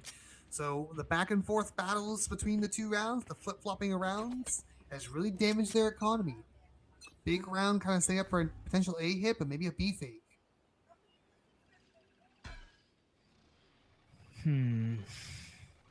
Looking around, seeing what they can find again. Trying to bait out any presence shown. Looks like it might be working. Sovadart's the only thing shown, but Team Nameless starting to rotate off. They're going to throw a smoke. Going to see if they can cancel it out. Tay, of course, on the other side. Now they're kind of thinking about it, but A site's currently wide open with the closest player being OC at doors with a Bucky. Only with a Bucky in hand. It looks like they're just. I'm kind of questioning why Nameless would kind of leave your Omen with just a Bucky in hand at mid doors, especially with what's going on site right now. I think it would have been a lot better to maybe have someone with a better gun on site. And like I said, OC now does fall. Dashing forward is killable, but not clearing the angle where Pure Wrinkle was hiding in. Waiting now, dashing forward straight into the gun of fire of Periwinkle. It's all left up to Tay with a headhunter in hand. Will find one at most, but will not find another. We're all tied up 9-9 here. I mean, Team Nameless, I think even with the lighter weaponry, they just bought the Sovatort. There's only the Sovator's A's, all the information you got, but that was enough for them to say, all right, let's rotate off. And honestly, well done by Team Soul. Or with Team Soulless, selling some time, buying some time, selling that fake a little bit, letting it marinate, and honestly just getting into the heads of Team Nameless like, oh, is it just a poke and prod? What's going on? Now, of course, big round here for Team Nameless, though, to get back on the board, buy back online, Tour de Force coming out. You also have your Waylay ults, and here it goes. Tour de Force now out and about for Tay, but Edo will get OC right off the ribbon elbow. So now there's that kind of warning sign that they will be pushing in elbow, and that's exactly what they are doing. Killua though at least takes on Viox, so that's the equalizer. they need. Smoking off Tay. And Sword of Force will not be able to get its value for the time being, unless, of course, Tay decides to peek out and try to get one. Whips the first shot and has to TP out right away. Can he get the second? No! Hudson is there to take him down. Convergent paths will only connect to a few players, and Killua at least getting Jigglypuff. Operator now finding a shot. Headhunter now brought out, but Killua will be continuing to shoot with beautiful accuracy. Ito though takes down Emmys, and Periwinkle is there to clean up Killua. First team to reach double digits. It's not Nameless, it's Team Soul.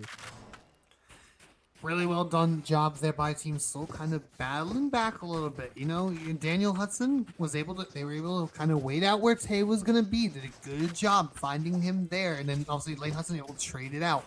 The duel going Ito's way in elbow was huge as well for them. So looking at the next round, Team Soul they have Thrash, they have the Yorubolt, they have a really good site here. It looks like to be a 5-man in the A. And honestly, with the ults online, that's probably what I would do as well. Probably so. And now it looks like Team Soul is going to go for a full 5-man push. They know what Team Nimbus wants to play at. And Ito taking down the Oro ult, trying to find information, keeping Jet blocked in the smoke so that teammates can get the kill. But eventually Killua does get out. Blinded up is Ito, but the knife just can't connect. Viox and Ito are doing wonders for their team, but OC and Tay haven't replied to that. And Check is already at the flank. Are they aware of this? Yes, they are. Lane Hudson will find the operator shot. Tay takes down Ito, and it's all left up to Hudson. Getting smoked up, finds yet another kill with this operator. Goes in with the paranoia. Bucky in hand. Headhunters. All that's left with his arsenal, and Team Soul will find the final pick, the final cleanup. A beautiful clutch from Lane Hudson. A little bit of a flood retake, and honestly, it had some effect, you know. But Lane Hudson just kill as the smoke goes down, and then very wise here, knowing he probably has light weaponry, waiting for his opponent to walk into him, hits the crisp headshot, and now economy is back to even pretty much. We have Thrashes on both sides also possessing their Omen ults. So Into the Shadows, of course, still online. Looks like a little bit more of a default round. See what you can find. Poke and prod. There's not going to be a duel at doors this time, though, for Daniel Hudson with the op in hand. Beautiful. Check. Already getting baited by the Yoru clone. Lane Hudson has been crazy with his operator, though.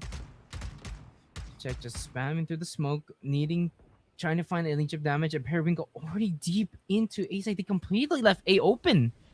James, I don't know if that was the good call from Nameless. Nah, definitely trying to find some value, but we'll find Ito in mid. Lane Hudson trades out with Killua. Suddenly we're in a 4v4 retake. Periwinkle wins the duel of the geckos. Periwinkle gets another one, gets check at bridge. They just keep continuing to get these kills in. It looks like now it seems like the roles have been switched. Now it's Team Nameless not being able to trade effectively. It's all left up to OC and Tay. Sends out the paranoia, but it completely misses. Jigglypuff already pushed up, managing to dodge that paranoia. Tay now with a 1v3, an operator versus 2 vandals as well. Finds Jigglypuff, does the chip damage needed, but Tay will not find the kill. Match point for Soul. OC able to teleport into spawn, find a little bit of value, but that mid fight just kind of traded out a little bit awkwardly. And then obviously the big duel, one of the big center of the round, was the duel at doors between the two geckos. So obviously Periwinkle maybe managing to win that one, and also managing to find Check, able to open it up on bridge, and that enabled Team Soul to enter that site for almost free there. And now it's a really broken buy, whatever you can scrap together, and it's final call for Team Nameless whether or not they're going to stay in this map. Team Nameless had taken the lead far into the game just a few rounds ago, but it looks like now they're the ones struggling to find an answer to Team Soul's aggression as Killua falls as they attempt that fast push, that aggressive push into A main. From the shadows used by Jigglypuff, finding OC. Check and Tay will find one apiece, but Viox will be there to take down the waylay. And Jigglypuff at the back line stay not aware of this potential flank, and it's all left up to Emmys, the last one alive, needing to find 3 full Yuto, full kit in hand, a wingman, a Dizzy, and a Thrash. But all of them are playing in different spots. But Viox will be the one to find. 13-9. Team Soul goes up 1-0 in the series. Yeah, that attack half just so much favored Team Soul there. They were able to really get Team Nameless to bite at even the slightest bit of noise. They didn't stay put. They didn't stay true to their sights. There was a lot of value that they got out of their lurks that were able to find some openings, were able to find a couple of kills, and it gave them a way into the site. And honestly, I think going into map 2, you gotta ring it in a little bit. I understand on lighter buy rounds, you want to be stacked up so you have your weapons. That's totally understandable. But on some of those rounds where you have a buy, you gotta stay a little closer unless they're really hitting that site hit. And because there wasn't like a super ton that really drew a ton of like value and stuff. Like honestly, just the Sova dart alone was almost drawing 2 players back over from A on to B. True, and I also want to point out another thing, and that is they kind of just decide to sometimes leave site open for some reason, and I'm a little bit curious on why they really tried to do that, because like just like what happened in one of the rounds where Periwinkle managed to literally lurk up for free, mind you, on the A side and catching them off guard, and that is just something that Team Nameless really needs to talk about later into the second map. No, for sure. And obviously the first, or looking here, obviously there's only one clutch. There were no thrifties though, surprisingly. Both teams were able to keep the thrifties under control. But looking at the first kills ratio, it really was the first kill that came on the board almost every round. Looking at it, if you got the first kill, you probably won that round. So obviously the big first kills were kind of the big deals. And the first kill usually opened up a site, and it was really hard for some of the for them to retake, as they were really able to trade out pretty effectively every time the defenders, if they were down numbers, tried to flood, or if the defenders were up numbers, were able to regroup and kind of hit back on sites. True. So I think looking into the second map, they really just need to kind of focus up a little bit more and perhaps maybe make a little bit more of a better plan around what they're going to do with their defaults, especially since what we saw today on Breeze, it just kind of didn't work for them. Team Soul, granted, they found the gaps in Team Nameless's defense and managed to exploit them. And I want to commend Hudson for just always being able to take down Tay whenever they do the 1v1s. And I think just that absolute chamber diff just absolutely had Soul running away on the attack half. No, yeah, the head-to-heads out of Leif Hudson versus especially Tay in general was really favored towards them, and I think that really showed as Leif Hudson was able to get a lot of openers when he needed them. So really, really well done there. So looking at the scoreboards, of course, they were relatively close. They weren't super crazy, but obviously Leif Hudson a step above. So we are ready, I believe, to take a break here. I believe, Alex, and we will be back in about 5 minutes or so. Don't go anywhere. Map 2 of, I forgot the map, I'm gonna be honest, I'm so sorry. Well, we'll say later. It'll be the next map coming up.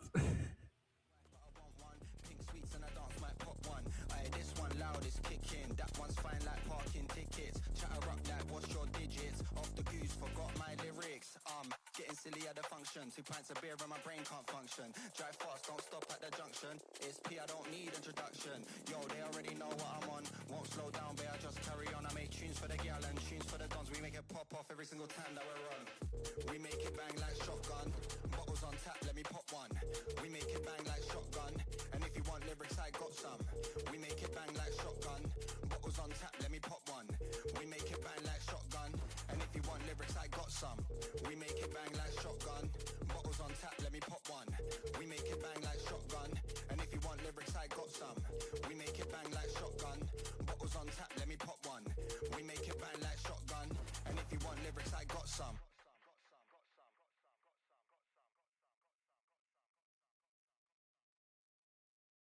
Would you be fine if I leave by the time the sun is out? I cannot need a better show, I will be fine. Just let me go.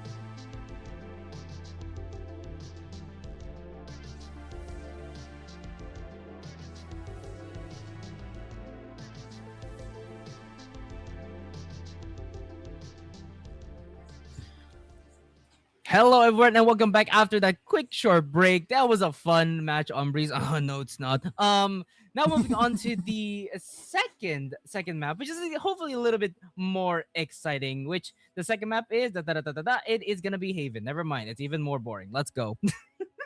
Oh, you're like Haven? Haven's great. I like Haven. Listen, it's one of the OG get it. maps. It's so good. Like, it's funny. Yeah. I know. But like, it's so old that the meta is basically there, and there's not much exploration. But maybe these two teams have something cooked up on Haven, you know? True. We probably will see a lot of Sova. Let's be honest. There'll probably be Sova. You'll probably see a Sentinel. You'll probably see Omen. You'll probably see Jet and Phoenix, or like a Jet and a Neon, or a Neon and a Phoenix. You're probably right. Yeah. It is an older map. The meta is kind of made on it. Although both these teams, we jump into Asian Select. Both these teams did play Gecko. I wouldn't be surprised if both teams played Gecko again. But yep, Chamber. Ooh, pair of mix coming in. Okay, Cypher, Sage. Oh, Arena. Okay, Whoa. wait. Whoa, yo, Kilowatt. What the hell? We got some weird looking guns, but okay. What okay, the Yoru hell? again. Okay, Ito staying on the Yoru makes sense. Ito is a Yoru merchant from what I've seen now. But okay, Kilowatt on the Reina. What? Interesting. I can see the value in Mix. I think Mix having his heals, but also being able to boost up the opponents. I think the heals are what a lot of people, especially in this kind of lower elo, go for. I think Mix gets a lot of value in that. He's got long smokes, so the smokes do really well as well. But I do think Ito kind of staying true to his Yoru, so hopefully they locked it. Kilo locked it on the Reina. What? And we have Reina, the Empress mascot, is here. Oh my gosh. So here we go. We might have to take a peek, maybe get in the minds of some of these players, these Zismis coaches. What are they thinking? They've got some crazy ideas here. But I think the ideas, honestly, could do well. This is interesting. And okay, I'm not questioning. Okay, I'm not questioning. I mean, I see how the Reina could possibly be a good pick, but I mean, you already have the mix. So like, I feel like Reina at that point is unnecessary. I mean, the way we saw Ryusei main play mix, like a Reina main, like that's how honestly you should be playing mix if you decide to do that. But I mean, I guess a Reina and a mix together, it's gonna be just unstoppable at this point, no? Decent potential. It's again that double duelist versus the single duelist on the Yoru. So again, very interesting ideas there. I'm excited to see the Sage. I think the Sage doing that double Senti, you'll get a lot of value on the defense. So I'm excited to see kind of what their ideas are with Sage. Yeah, true. Team Soul going in with a Sage pick. Hudson already finding check. And now we're about to see the value of the Reina, but it looks to be for not. And there's that value with the Sage. You get a beautiful heal. And they actually have double heal. So any damage from them is going to be pretty much mitigated. Unless, of course, OZ has something to say about it. OC737 with those beautiful trips. I mean, I have really loved the way that OC are playing this Cypher on Haven. And honestly, Cypher has been kind of out of the meta for a long while, especially with the recent... with his longtime nerfs back then, removing his ability to use kill trips. But now with the recent buff, a little bit buff to him in the recent patch, I think... hopefully, I do hope Cypher could come back into the meta. You can see a little bit. I definitely think Team Soul caught off guard. Typically, your Cypher, set up more towards mid to garage. So, big kind of caught them off guard a little bit there. Periwinkle will wall off their main connector. Of course, the rotates coming in pretty slow. Probably need to start picking them up. Of course, EMZ all alone. Also, we have OC coming through garage. We're 2 players await. Camera will review his presence. He will spot the will he spot the chamber? Not at the moment. We'll break it. Oh, Fox will get 1, and Lane Hudson will get the other. Not aware of the players in garage. Pistol rounds are now, I believe, 2-1. Name was taking the first pistol in the first half of the last game. And then Soul now taking the second half pistol and the first half pistol on to a Haven.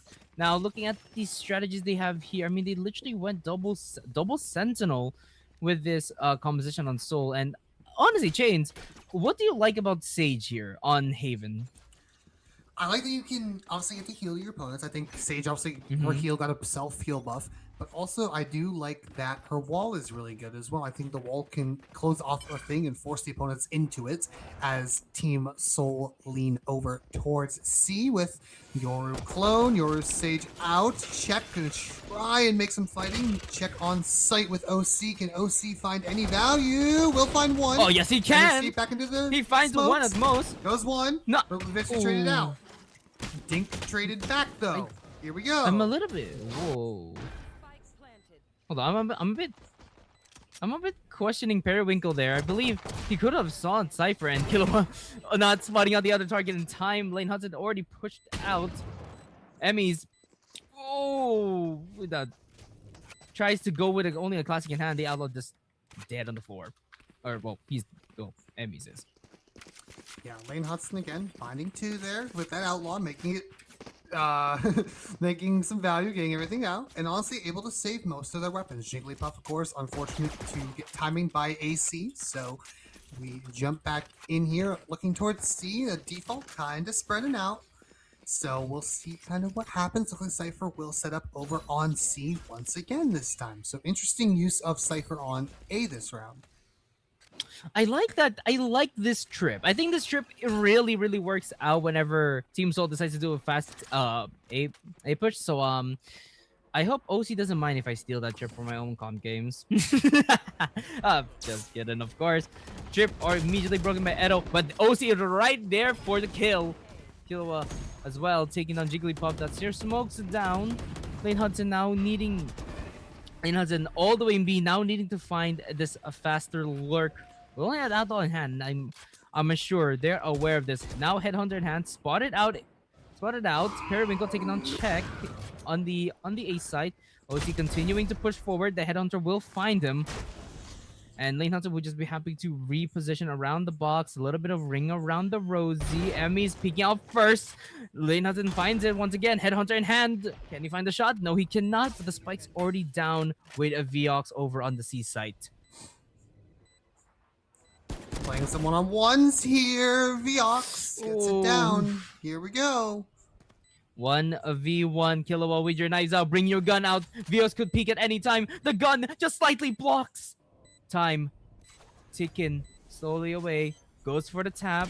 Bring your gun out. What? Killua, bring your gun out. We're not G2 here. We're not G2 here, my guy. You're not Leaf. Chillax. Oh, Viox coming in big and clean, but they held. Oh, Team Nameless started so well. They got 2 early picks, and then Lane Hudson took over and found 2 more. So here we go. Oh my goodness. Looking like a lot of not able to keep track of the chamber. So obviously back down to an eco here for Nameless as Soul buy up again. And this is the point of where like you lost your bonus, so might as well just try to save and go for Vandals and rifles in the next round. I'm not really sure about Nameless's force by here. Periwinkle already walling out garage, forcing Check to stand back a bit more. These trips are doing their wonders, but OC already on a lone island. Edo finding Check, eventually OC will fall. And it's up to Killua and Emmys. Killua though only has a shorty in hand. Emmys now need to push forward the ghost. Keeps getting stunned up. And they're both cleaned up by the rest of Team Soul. 0-4 Chains. I don't know what's going on here. Yeah, they just tried to fight in. It's so hard to fight in with a light weaponry against real heavy firepower without proper planning and kind of things. But just kind of seeing just a B hit. They walled off garage. Make sure, okay, we'll wall off garage. We'll place our trip A, and I like that use of the sage wall there. Make sure that you force them to fight you on the two entrances to B, on the 2 connectors, and here we go, kind of leaning up again. Yep, and Lane has it already. Oh, sorry, I've been saying it with a D, but it's a T. But anyways, Lane Hudson already taking control of the C long, but now we'll give it up, knowing that there is no one gonna peek and check. Already down here in the sewers angle. Oh, it's a little bit labored, the spray, but will eventually find Periwinkle and now has to fall back. Viox Mima, on the other hand, finds an equalizing pick onto Killua, taking down Urena. I mean, it's no biggie. Reina doesn't have much value, especially since you already have the mix. But the rest of Nameless have abandoned the other sites and now are going for this A hold. Not even gonna attempt the retake here. And they're gonna just continue to push back. Viox up in the air will be taken down back to earth. 07 OC now spots out one at most, noses one mid. Heard the Vandal, so that means the operator is still unknown to the positioning of Team Nameless. The trip will trigger, and Team Soul is now finding out where the trips were found, and it looks like Check is gonna go for a flank, but Emmys falls to Jigglypuff. Playing in a trail position here, Tay comes through with 1. So gets back to a 3-on-2. That's it. The time ticking away though. At least Tay now gets a heal. Pretty good heal indeed. Smokes him off. Now has to go for the defuse. The defuse is being held as Tay goes down. OC, you better start spinning around, my guy. But the defuse goes! Ito just too late on the push. And Team Nameless will get the first round on the board. I believe the old saying of pros don't fake pays off there. Ito expecting him not to have his gun out, or have his gun out, I believe, but he's sticking the defuse the whole time. OC getting a huge defuse to make sure they get the round. Now, Economy not in the greatest spot though, so a lot of ults are the ult cycle begin. Now, of course, looks like Team Soul, I imagine, calling a timeout. Probably want to talk, or I imagine Team Soul, Team Nameless, wanting to call a timeout, kind of. They got the defuse, but you probably want to settle in a little bit. The ult cycle, of course, coming up for Team Nameless. You have your Cypher ult. Your Mix ult is ready to go. Mix ult, of course, really good for retake. But the same can be said for Jigglypuff and for Team Soul on the other side. So, with these ult cycles coming up, what's the play? These are a couple of critical rounds up and coming, especially for Team Nameless. They did some damage there. They were able to shake a little bit of Team Soul's economy, but their economy is still hanging on pretty tight, to be honest. Yep. And it looks like the coach is trying to just figure out what Team Soul wants to do, especially now that they have 4 ultimates online. We have the Base Quake, the Toward Force, we have the Resurrection, and and Yoru's ult. That Yoru ult can get a lot of information, especially if they use it first. And I think it could be the one ult that could change the course of a round. Viox already ready to send the recon, but it just goes over by a bit. Not being able to. Oh wait, never mind. It does detect the Cypher. And Killua is not wise to where Ito was looking. Periwinkle already taking him down, and Ito already deep into sight. The rest of Nameless now need to find where this Yoru is at, and OC does not clear that corner. As the sight is hit, every single member of Team Nameless is falling down to the ground bit by bit, but not before Viox also himself falls. Ito now holding the angle, but Hudson is there to take him down. It's all left up to Check with a Blade Storm in hand to try and go forward with a 1v4. You have one updraft, a dash, goes up forward, sees Ito first, takes him down. Now, needing to go back up into heaven to continue this push. Lane Hudson, though, holding this angle, spotted out, and the operator shot is good for it. Team Soul will take the 5th. Lane Hudson cleaning up and finishing up the round. It was a little scary at first. It was a little labored, but they didn't rush it. Team Soul did a really good job, kind of hanging on, not over aggressing. That's what they wanted. That's what they wanted them, or Team Nameless wanted them to do. Jump in and get into a brawl with that lesser weaponry. Of course, your ult able to, or Dimensional Drift able to get a lot of value there, finding that Reina in sewers with the Bucky. Ults still pretty much all online for everyone. So here we go again. Yep, and I also want to mention just a little bit in the last round during that replay, Hudson's crosshair was not even on him, but the bullet hit. That's insane right there. That's just insane accuracy coming out of Hudson. And this man, ever since the first game as well, this man has just been good with the Tour de Force, the Headhunter, the Operator. This man shows what Chamber could be at, I wouldn't say a relatively high level, but it could show what Chamber could be in the low ranks if used by the right person. But now they're just ready to push straight forward into the side where OC is spotted. OC stuck everywhere. Angles cannot be covered. Periwinkle's there to take him down. Nameless now needs to rotate and go play for a retake. Meanwhile, Killua is on the flank.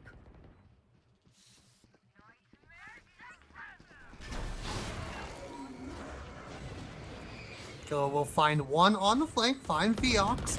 So now Reyna noted, Jigglypuff taken care of. Site retake comes on. Here's the Mixel. Pops it out. Lane Hudson watching alone. It is up to Jigglypuff to make something happen here. Needs to turn around. Here we go. Oh, the one way will hold them down with a spike being defused. Classic in hand. Jigglypuff will. What? Lane Hudson, what just happened there? Enemies just move oh my gosh. That looked like a mouse died or something. I'm not really sure. It looked like a mouse stopped working. I don't know. Not predicting that movement there. But able to get the round nonetheless. Another scrappy fight where honestly a lot of ults were burned. Now the economy for Nameless still pretty low. But the damage starting to show over on Team Soul. Maybe this potentially only a couple buys left out of them. So another big round here. Lane Hudson, though, with another operator out, bringing in a lot of money into this round. So, and again, another big round here. Indeed. Once again, this operator has been getting so much value. Killua now is the first to push forward a Guardian in hand, but Periwinkle will be able to manage to isolate him. I'm not really sure about what Killua was thinking about, trying to go for that kind of middle push, but okay, sure. OC now with a frenzy in hand, once again stuck on an island. No teammates inside ready to play on him. He will find some damage and also takes the head off of Jigglypuff at most. Tay now with a sheriff in hand, needing to find a shot through the smoke, but will not do much. Viox though, okay, check. What were you expecting there, my friend? The res will go through. Jigglypuff immediately healed back. Res backed.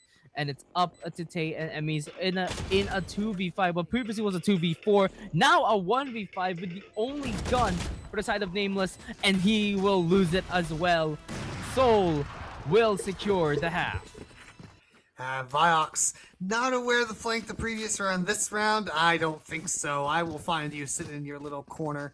So there we go. As we jump on into that next round here. But one moment, as our production staff just need to fix one quick little thing. So they're just making a quick little fix. But obviously the round about to start. Resurrection was used. So really only ult I think left in the tank for Team Soul is the Tour de Force. Yep.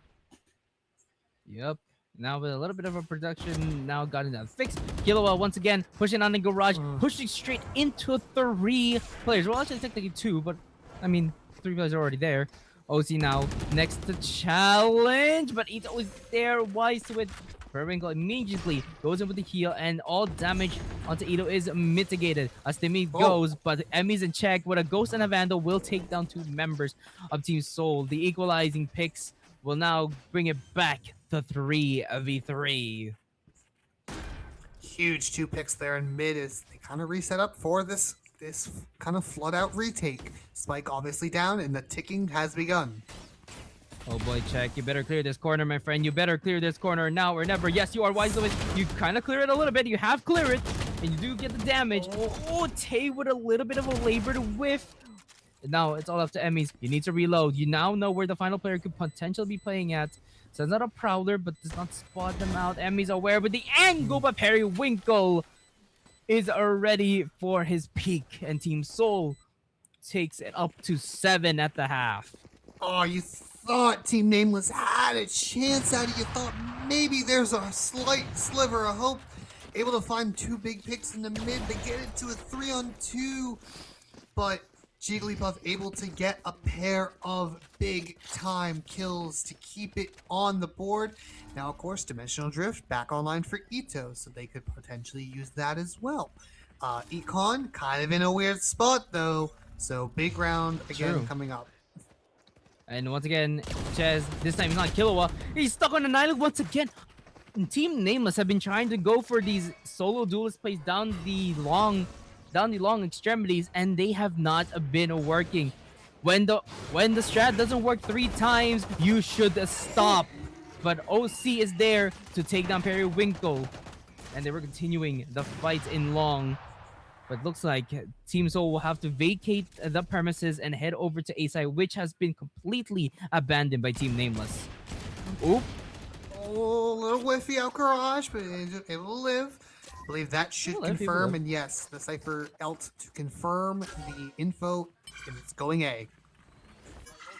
Indeed, it is going A now. The entire rotates are all going forward, but can they make it in time before the spike is planted? The answer is looking to be no. Smokes have fallen, but they do not know they're already on the site. Sends out a recon dart, and now the Hunter's Fury needing to find at least one person. Yes, it does find one, and Jigglypuff takes down Tay. Emmy's taken down to a sliver of HP, but they're continuing to fight. It's all left up to Kilo with a Spectre in hand, and the operator will be there to eliminate him.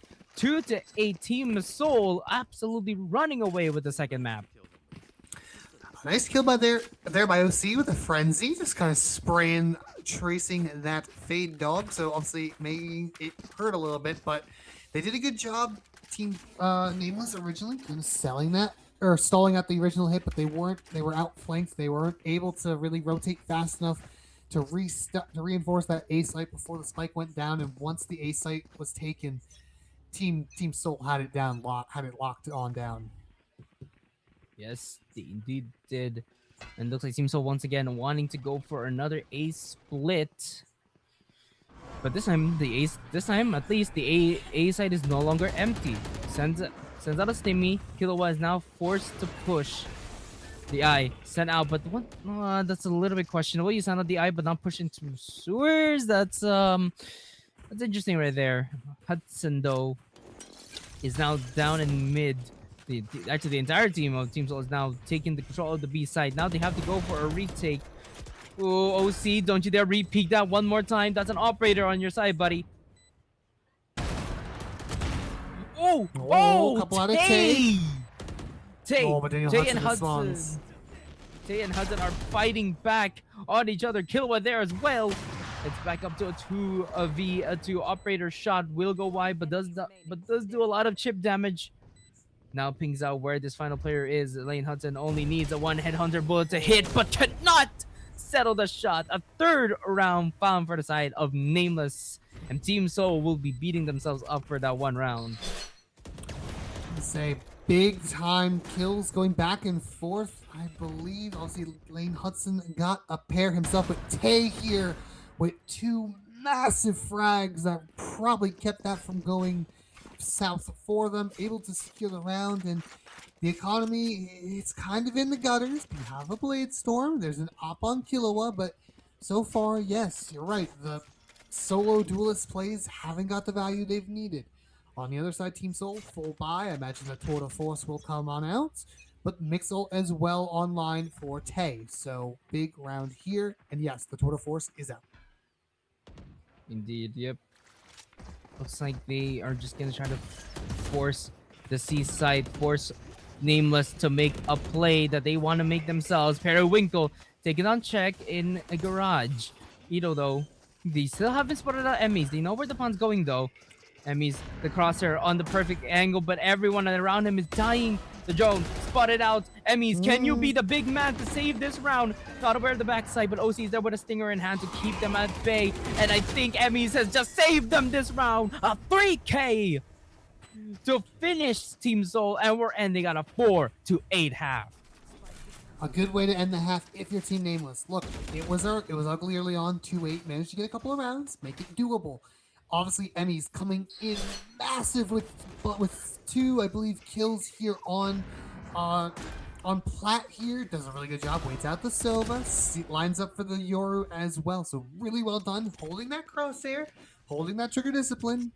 So they did a really, really good job as we kind of get ready for the second half.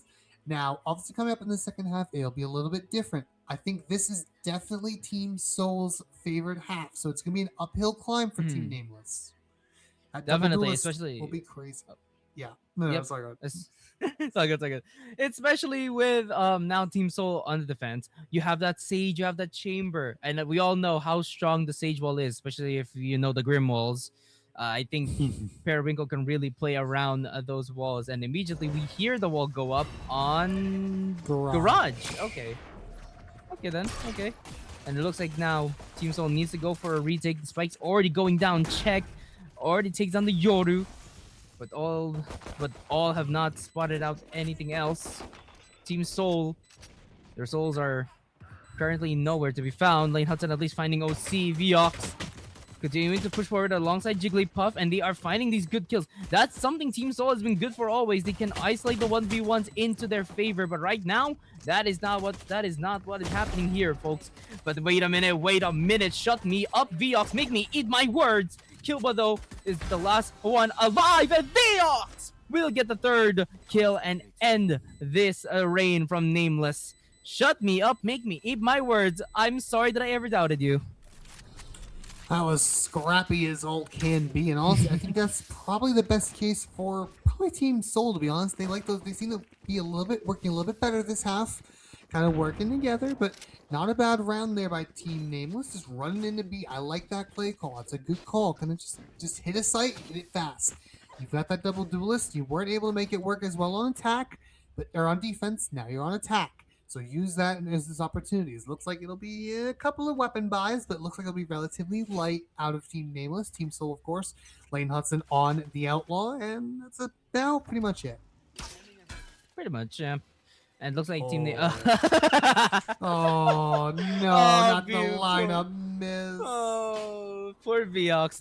Now forced to use the drone. Oh my goodness me. Poor little old Viox. It's okay, buddy. If you can get a kill here. Yes!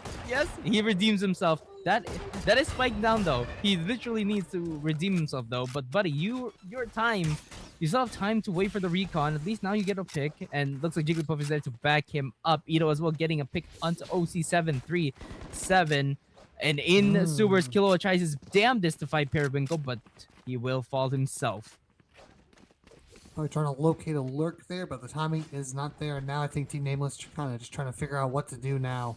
This map's kind of all over the place, to be honest. So anywhere could be going. Indeed, and looks like they want to repivot over to A, but they are not aware of Periwinkle already hearing their footsteps or knowing where they want to go. Periwinkle already pushing forward, ready to sample out the planter, and yes, he does. He samples both players of Nameless down to the ground. Big 3K there for Periwinkle, winning obviously the first opening, that first duel against Killua down in Sewer. Then able to patiently wait and let them come to him. Does a really good job kind of keeping that A space. You got it. I think these teams, they're both very jumpy. They do like to rotate around quite a lot. They're definitely quick rotators, but you can't do that necessarily against these guys. You gotta hold your ground just a little bit longer. Now, obviously, the Outlaw still out, and there's a couple of players that it will take a kill from. Here we go. Oh, Hudson with a beautiful shot onto Killua. Spotted out by the Hunt, but will not do much. Jigglypuff with a stun and a Spectre Spray to keep Team Nameless at bay. Hudson, time and time again, you are the player that Team Soul can heavily rely on. Same alongside Jigglypuff. Ito now forcing out onto the B site. Knows where these players want to go. Emmy's pushing forward. Ito though falls alongside Jigglypuff. Periwinkle's there for the trade, but Jack is there to take him down as well. Guardian in hand. Izvios at the back aligns. Check spotting him out, but a beautiful shot from Viox. Headhunter in hand. Lane Hudson finds the head of Emmys, and it's all left up to Tay in a 2v1 scenario with 2 impulses left in his arsenal. The clock slowly taken away. It is planted for him. Viox sends out a recon to make sure that he doesn't peek yet. Goes in for the peek, but they double swing together. Hudson gets a 3K, and Team Soul will get the 11th round. Did a good job initially kind of trading out, but not able to keep track of where Team Soul ended, or not able to keep track of all the Team Soul players. Vilox with another nice shot. And then also, I mentioned there was the Outlaw that could be good for a couple of people with 1 bullet. Well, if you shoot your opponent in the head, the Outlaw still kills 1 shot. So I guess you don't have to worry too much about armor there. But We have a full buy on the side of Team Soul now. Obviously, they have the Hunter's Fury online as well, as Vilox has been fragging out this first half. On the other side, Economy's kind of in the dirt. Looks like they're forcing up, but close to the Empress's reign, but that's about it.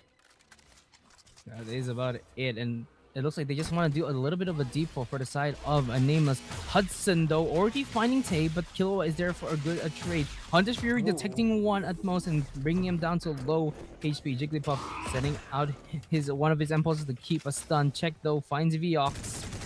So that brings them down to a 3v4. Man advantage in favor of the nameless, but check. Look at his HP bar. It's very low, but the aim is still sharp on his hands. Ito. It's already taken down. It's up to a 2v4 between Parabico and Jigglypuff. While we can say that this is done and dusted for Nameless, never mind. Yes, it is done and dusted, unless, of course, Jigglypuff can bring out that kind of aiming style. Yeah. Yeah, I was... All the shots not pretty there for Jigglypuff at the end, but Team Nameless did a really good job kind of buying some time, and a big solo play out of Check, able to find Vlox and then able to find Ito. So kind of cracks the A site open, and then good job by Killua to land the shots needed and able to kind of hold together, kind of take that backstab, and they did a good job. So 5-11 scoreline. The ult's starting to all come online now, so let the craziness begin. Let the craziness indeed begin. Tour de Force now out in the hands of Hudson, and once again, Tay is gonna be his victim. This man has been taken down by Hudson time and time again. Tay just can't catch a break from getting operator, getting vandaled, getting shot through a smoke. This man can't take a break. This poor mix here. Oh, the ops are out in full force. Viox at least finding OC though. Indeed. In Hudson though, Jigglypuff finding Killua, but Check tries his damnedest to force the issue, but unfortunately is found by the trademark. 1v5 Emmys called for once more. You need to find one at most, but you cannot find it. Match and series point for Team Soul. Just a lot of solo plays. That's just the early pick on Tay. They lost their smokes, and once the smokes went down, you could just tell it kind of fell apart there for Team Nameless. They tried to go into B, maybe try to draw some util, but that didn't go well either. And we are on match and series point indeed. I think you've just got to group up. You have one buy left in the tank. It's not the greatest. Killua again with no armor. But you have jet knives, so see if you can make anything happen. Indeed. Setting out the recon now. Falls out at least one. OC will fall. Edo will get him done. Dusted. Now looking to find a heal. Hudson already finding Check. And it looks like this is Team Soul's game. This is Team Soul's match. Nameless. Will you go out with a whimper or will you go out with a bang is the question. Emmy's now needing to fight. Ito finds him. Killua now needing to find Hudson. Eventually does find him with a bit of a labored spray. Recombo will find him as well. And this could be it unless Emmys can find the 1v2. Sends out a haunt, making his presence known. And this is Team Soul's map. Let's see, though, if this is truly Team Soul's map. As Emmy is pushing forward, gun out in hand. Util just out and about. Recon will spawn him out eventually, but time is running low.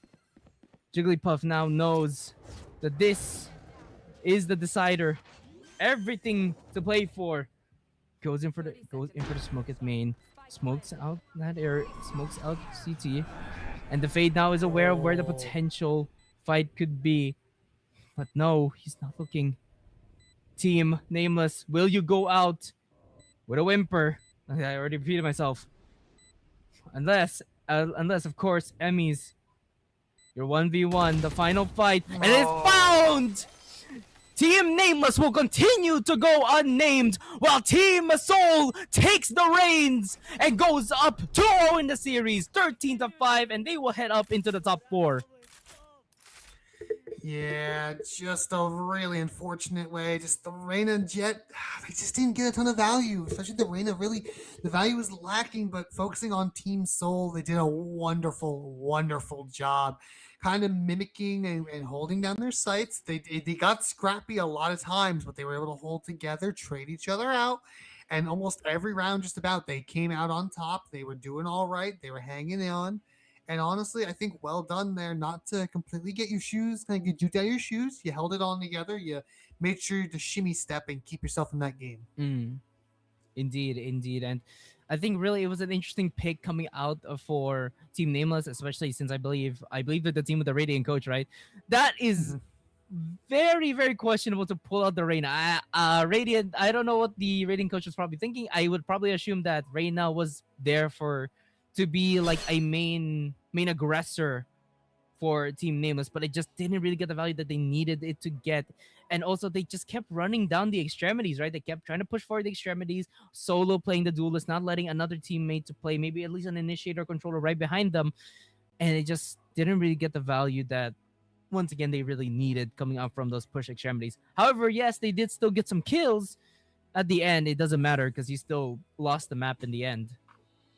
Yeah, no, just in the way of First Bloods, I mean, it was Daniel Hudson's or Lane Hudson, not Daniel Hudson. What am I saying? Lane Hudson's kind of map there, just again all over, doing exactly what he need, which I believe he'll also end up being our MVP. Which MVP, honestly, yes. he was phenomenal. Those op Phenomenal, shots yeah. and headhunter shots were on par almost every single round this week or this series. It was really well done by Team Soul, kind of banding together and doing a really good job. Indeed, indeed. And looking at the stats here, 14-4 First Bloods. I'm going to bet that Lane Hudson is half of those. I'm betting it right now. 7 First Bloods goes to him alone. I would take your bet. I truly would. Oh, wait, it says only wait. 4 there. No, damn. I think those are the stats. Yes, they are correct, I believe. They are indeed. So only 4 for Lane Hudson, actually. But nonetheless, still 4 impactful ones. Him and Ito, of course, were farming on their opening duels. I think that was one thing Team Soul did really well. They did well in map 1, especially. I think they kind of were 50-50, but map 2, those First Bloods were all Team Soul. Indeed, indeed. And looking at how looking at his ACS, I think he is the highest so far that we've seen in Dismiss. That is the highest, at least that's what I'm seeing. That has to be the highest ACS in Dismiss so far. And I believe we're gonna have an interview with our MVP. Ladies and gentlemen, please welcome from Team Soul, Lane Hudson.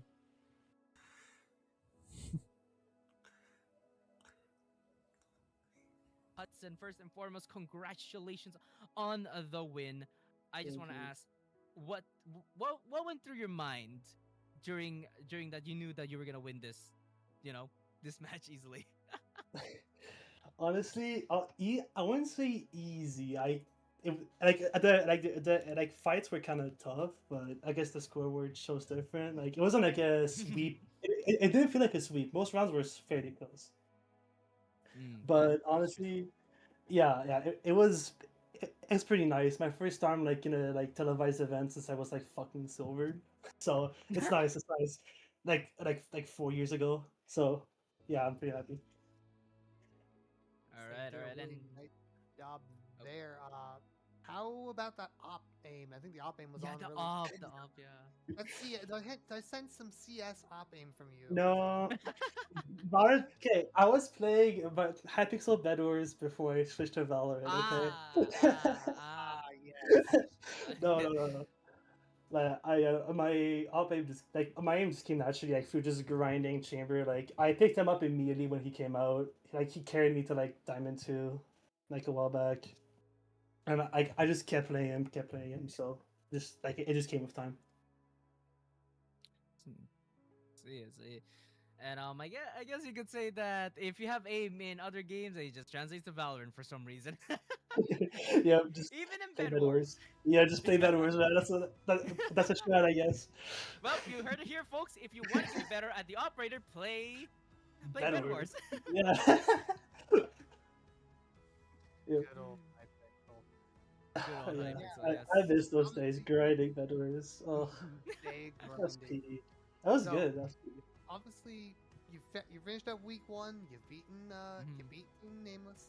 Yes, yeah. Who are you most excited about now? Kind of seeing how some of the dismissed teams are kind of shaping up. Who's a team that you want to face next? Yep, I who do feel you like want to face next? Zenith looks kind of good. Like I'm excited to see how you play against them. That should be fun.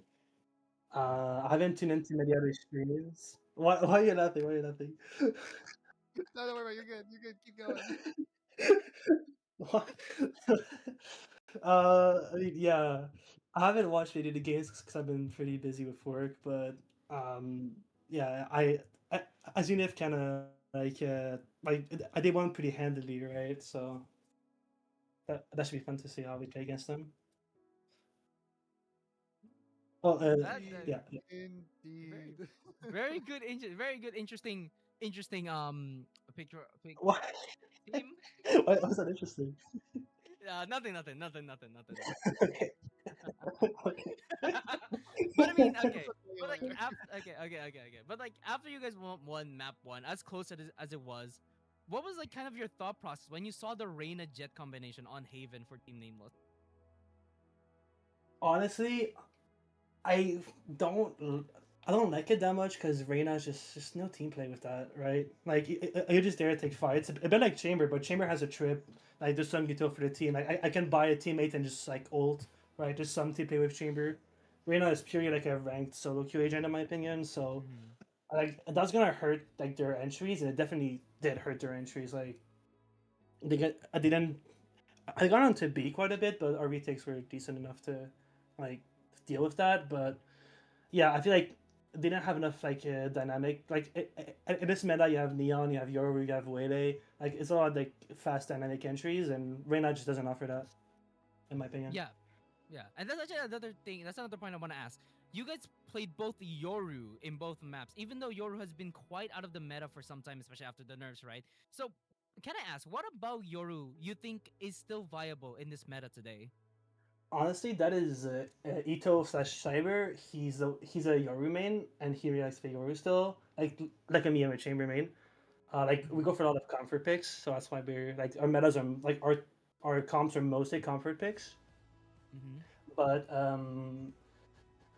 honestly, I think maybe in like pro play it's not as viable, but like in these lower ranks, you can still like the kit is still the same, right? Like the abilities are still the abilities that they are, and they can still be used pretty effectively in these ranks. Maybe like even pro play it might not be the best, like the micros might not be the best, but the macro is still the same, and that works in these ranks.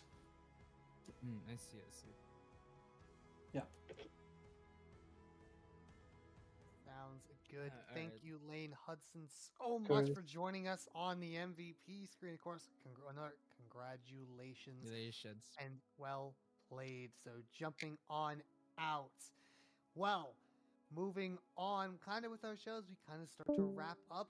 Well, the good news, we're not done. Not yet.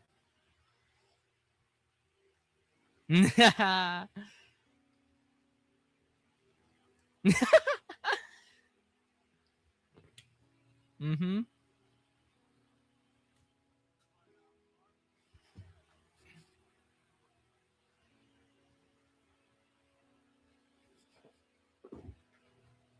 The higher, yeah, the big brothers of the league.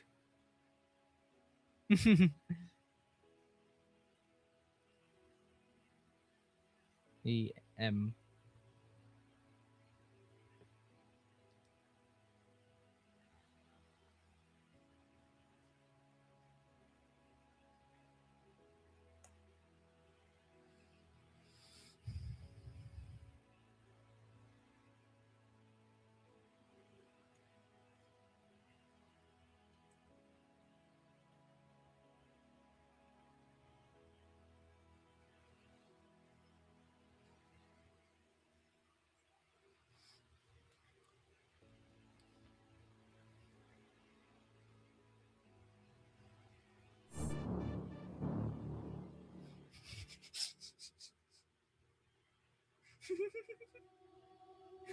It's all good. It's cold out here and I feel lonely. Oh no, the time can move so slowly. And in the distance I hear voices. Are they real or are they in my head? I'm lovesick. You got me lovesick. And I'm lovesick. You got me lovesick. And now I feel alive. Feel alive. Feel alive. Feel alive. And now I feel alive.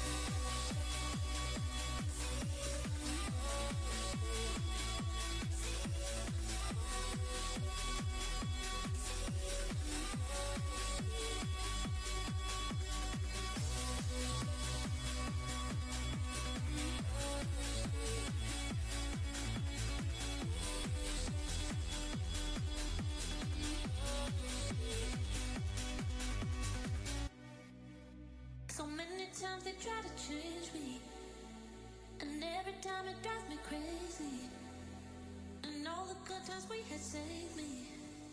Are they real or are they in my head? I'm lovesick. You got me lovesick. And I'm lovesick.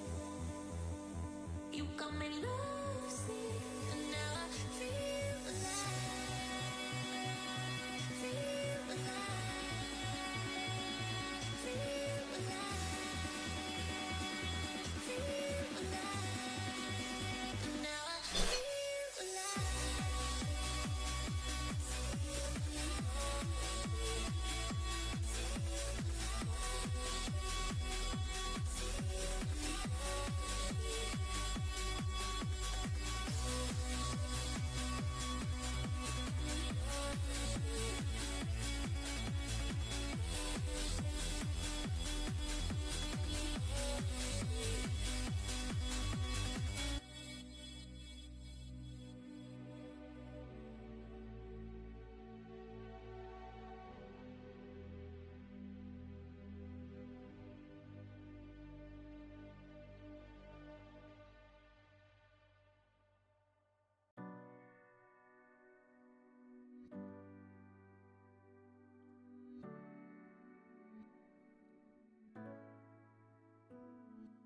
Sabes que ese día que te conocí, le doy gracias a mis ángeles por traerte a mí. Eres la estrella que me alumbra mi oscuridad, me haces soñar y me haces pensar en ti. Y yo te quiero cumplir todos tus sueños y sí, te quiero atrapar, te quiero amar con todo mi ser. Y tú luego vas a ver que tú tienes el poder de hacerme feliz, salir adelante. Wanna know more about you, got a lot of work to do. You keep me thinking about you, so you know this love is true. Wanna know more about you, I got a lot of love for you. And every day and every night, you know I got you on my mind. You are my fire that burns bright. You know this life's about you and I. You know that I'm gonna try, cause you are my light. You know I wanna make you mine. Te quiero cumplir todos tus sueños y sí, te quiero atrapar, te quiero amar con todo mi ser. Y tú luego vas a ver que tú tienes el poder de hacerme feliz, salir adelante. Wanna know more about you, got a lot of work to do. You keep me thinking about you, so you know this love is true.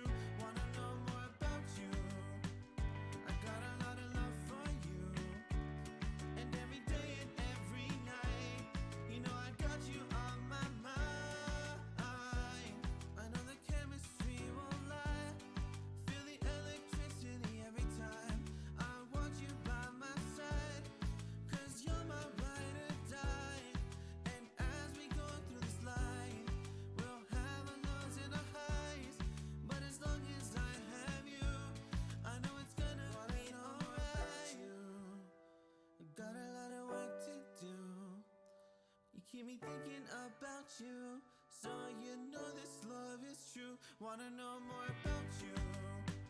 I got a lot of love for you. And every day and every night, you know I got you on my mind.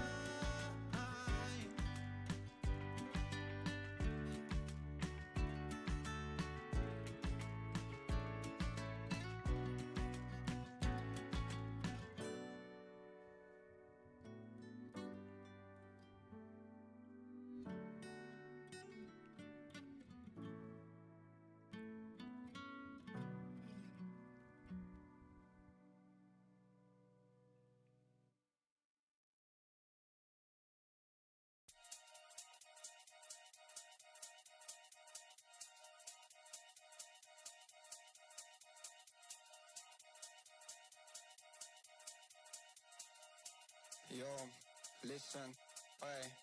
Run that again, I'm shelling them. Flow galactic, cool man Bellingham. Man, I got love in Krakow and Birmingham. The gal love me, but I keep hurting them. I'm a twat, got the chat.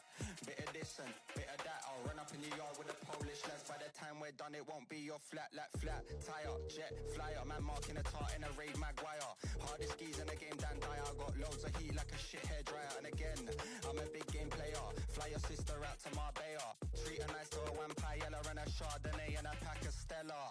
We make it bang like shotgun. Bottles on tap, let me pop one. We make it bang like shotgun. And if you want lyrics, I got some. We make it bang like shotgun. Bottles on tap, let me pop one. We make it bang like shotgun. And if you want lyrics, I got some. We make it bang like shotgun. Best dressed in a rave like got one. Nah, I ain't got a wife, but I want one. Pink sweets and a dance might pop one. Aye, this one loud is kicking. That one's fine like parking tickets. Chatter up like what's your digits? Off the goose, forgot my lyrics. Getting silly at the function. 2 pints of beer and my brain can't function. Drive fast, don't stop at the junction. It's P, I don't need introduction. Yo, they already know what I'm on. Won't slow down, babe, I just carry on. I make tunes for the gal and tunes for the dons. We make it pop off every single time that we're on. We make it bang like shotgun. Bottles on tap, let me pop one. We make it bang like shotgun. And if you want lyrics, I got some. We make it bang like shotgun. Bottles on tap, let me pop one. We make it bang like shotgun. And if you want lyrics, I got some. We make it bang like shotgun. Bottles on tap, let me pop one. We make it bang like shotgun. And if you want lyrics, I got some. We make it bang like shotgun. Bottles on tap, let me pop one. We make it bang like shotgun. And if you want lyrics, I got some.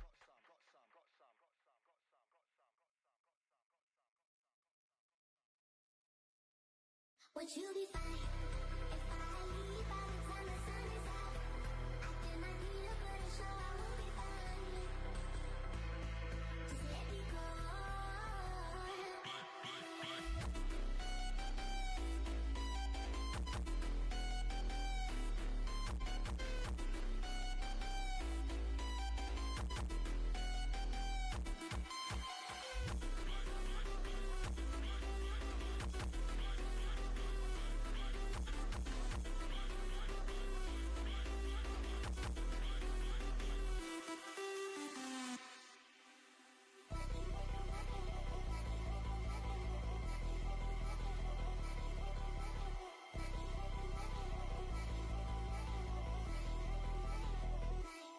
Would you be